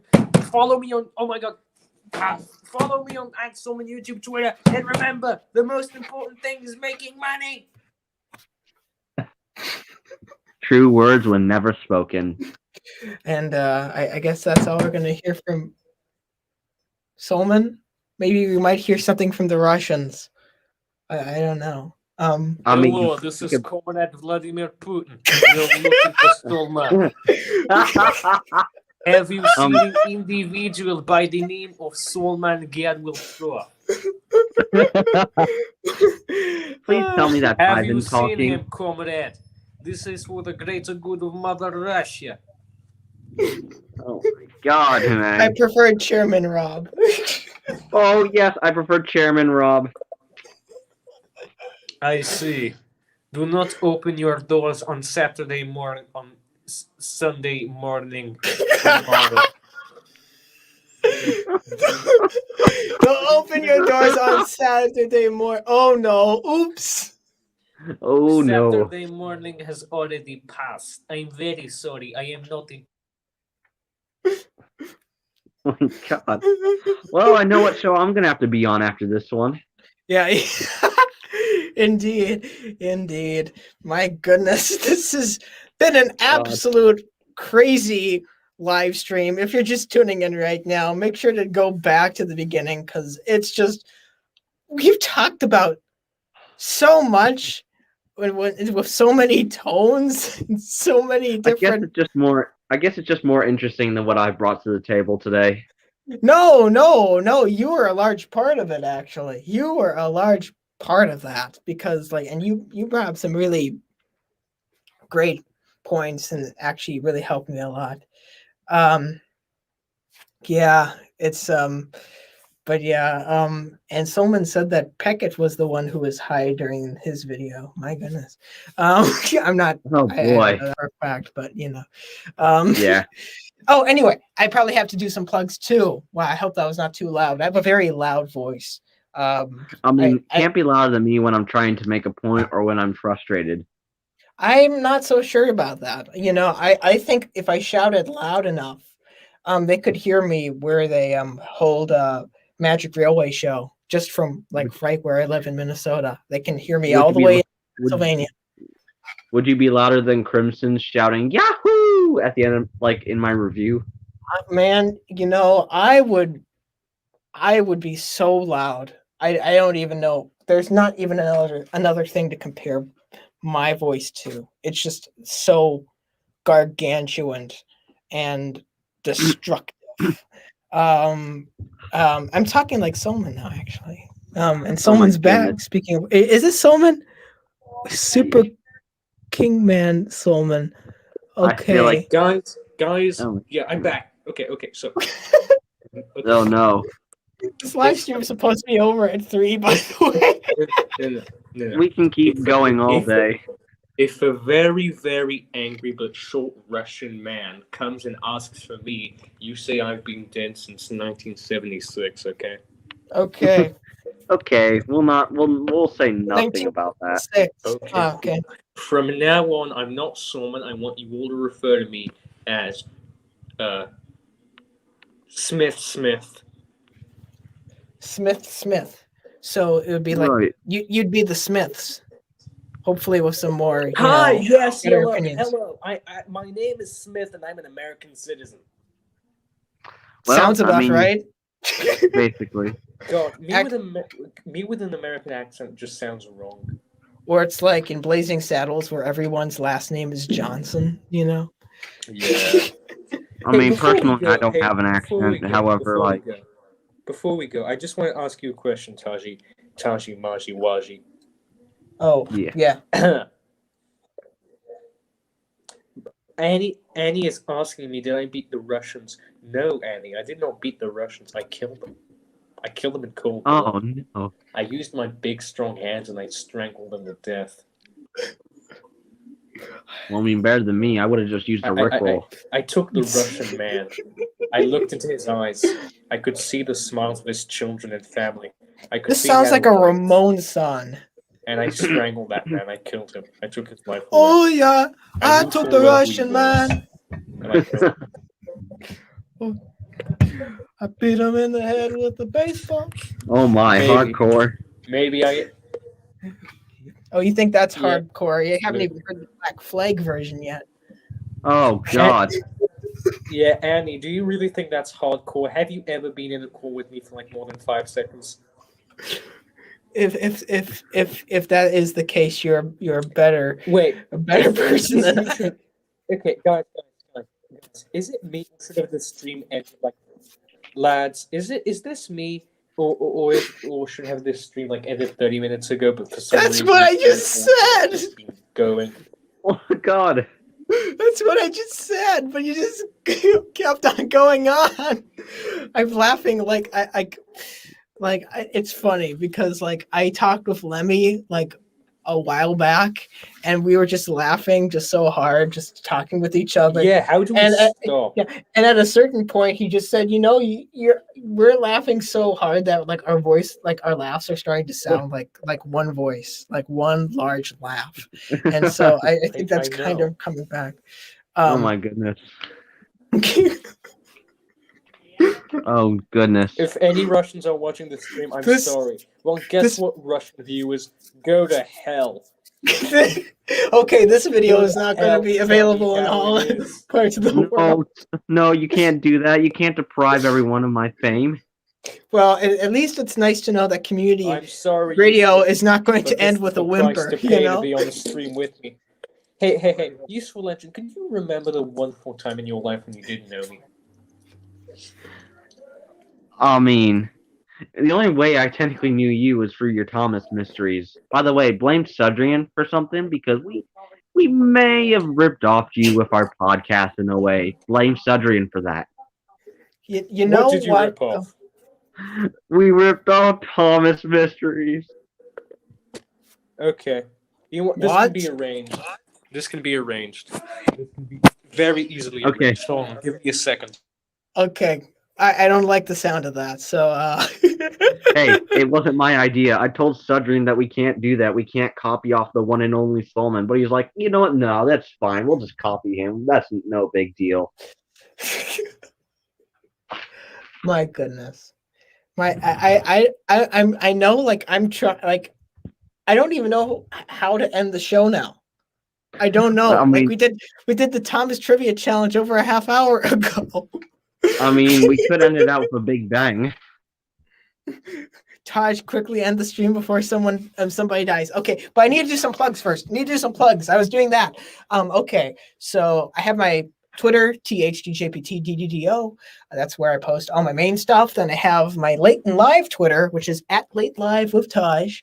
And also I have my Thomas Fans Being Sweethearts account, which is all about showing support and love to various people in the Thomas community.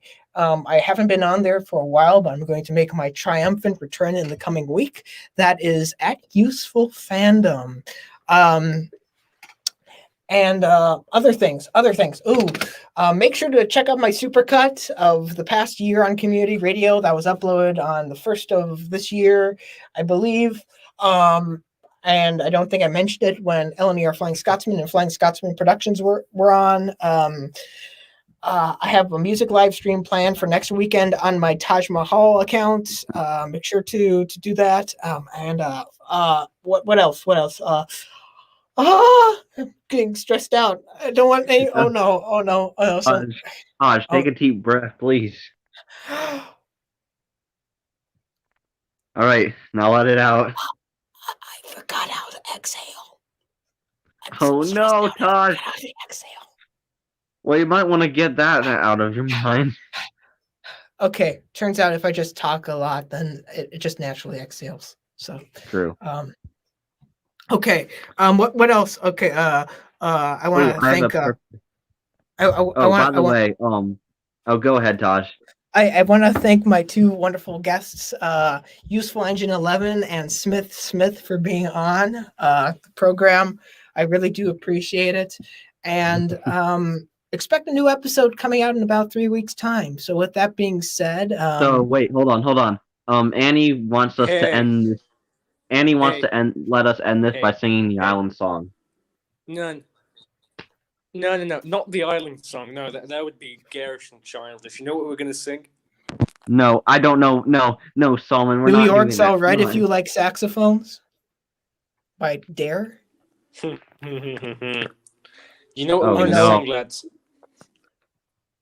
Oh no, he's gonna pull some death grips up. No.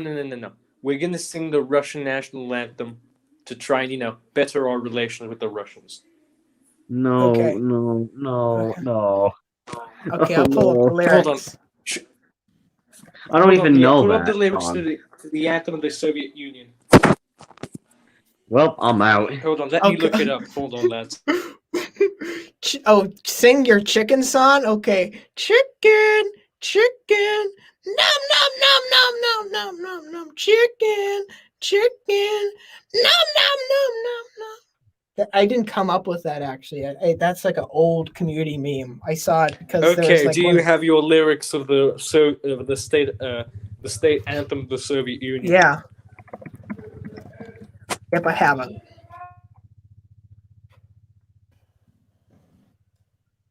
Okay, here I have it. Oh no, this is gonna go down. This is going down in history. I can't imagine that we're doing this.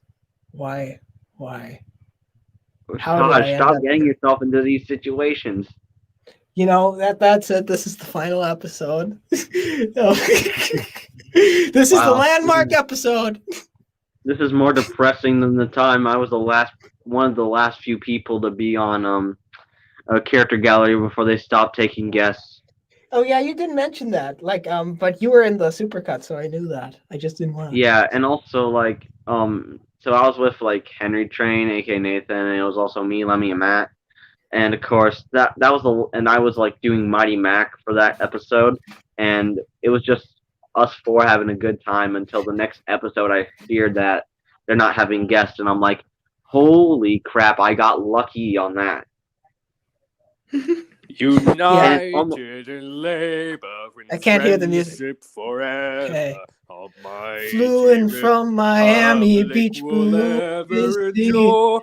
We've pushed the invader and crushed. Night. Wait, fuck. What's the rest of the lyrics? Hold on. On the way, the paper bag was Something on my about knee. killing Nazis, Lenin, Stalin. Man, I Anyway, had a thank dreadful you, lads, flight. for joining me on this wonderful episode with Late Night with Solomon and our lovely guests Taj and Useful Engine 12 or 10. I thought the show was It's called 11. Solomon Likes Cake and Other Thomas Stories.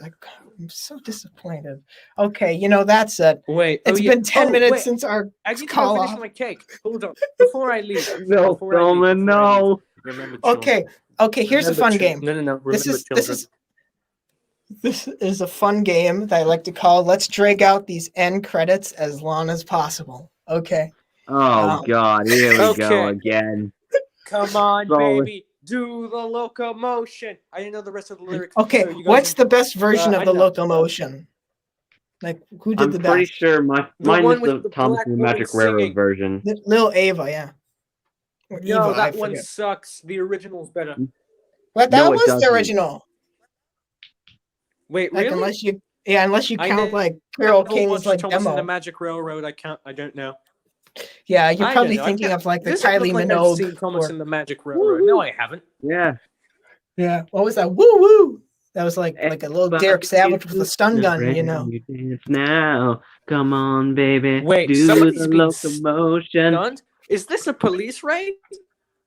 Oh it's the Savage- no. Oh no. I was talking about Derek Savage, the By creator of police? Cool Cat. Uh-oh. He has this he did this terrible like one show, like this one video for like I think it was like a pilot for a show he was gonna make. It was called The Savage Crime Show, and it was included as an extra on his horrible home media video called Self-Defense for Women, and then in parentheses, and for men too. It's like this horrible film where Derek Savage gets to show off all of his cool gun tricks.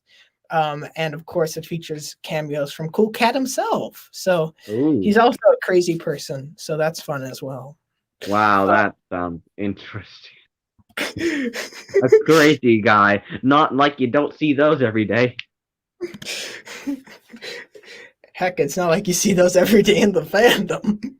Oh yeah, like these just people like okay, obviously people freaking about turtles is like, two lesbian people getting married. All these That was people. beautiful. That was so beautiful. Like, I love that. And like it's like they're like saying he's Antichrist and like, I don't know. It's like I feel like those people are like have a Christian Minecraft server with like many people that are just against all the gays out there. What was like Abraham? What was even the name of the channel? Like no Abrahamic religions. Like it was like something like that.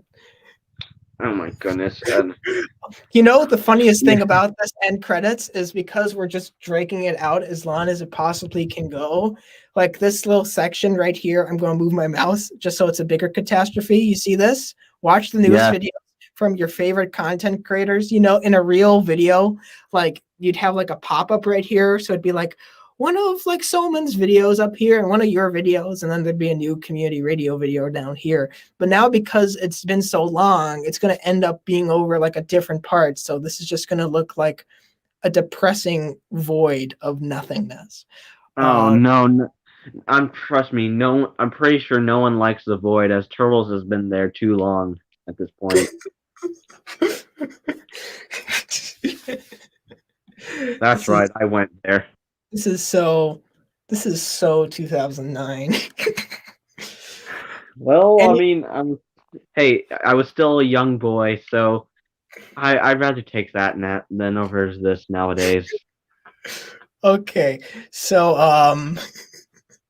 we're finally on our final frame. Solomon is nowhere to be found. I mean, Mr. Smith is nowhere to be found. I think he's shooting a remake of After Earth. Mm, But I want to thank both of my guests for coming on. You honestly have lit up my day. It feels so great to be in the company of such great, if occasionally uh, confusing people. well, more like one confusing person because I had no idea what Okay, he was talking about the okay, whole one time. one confusing person and another confused person. um, which is why you won the Thomas Trivia Challenge, I suppose. Oh yeah, that's right. Victory for useful. Let's go. Yep. And oh, it's Ugh. over. Did you know that the live stream's over? Did you know that? Mm, yes, I knew it's over. This is a shame. Paul is It's a dead, shame. man. Miss him, miss him.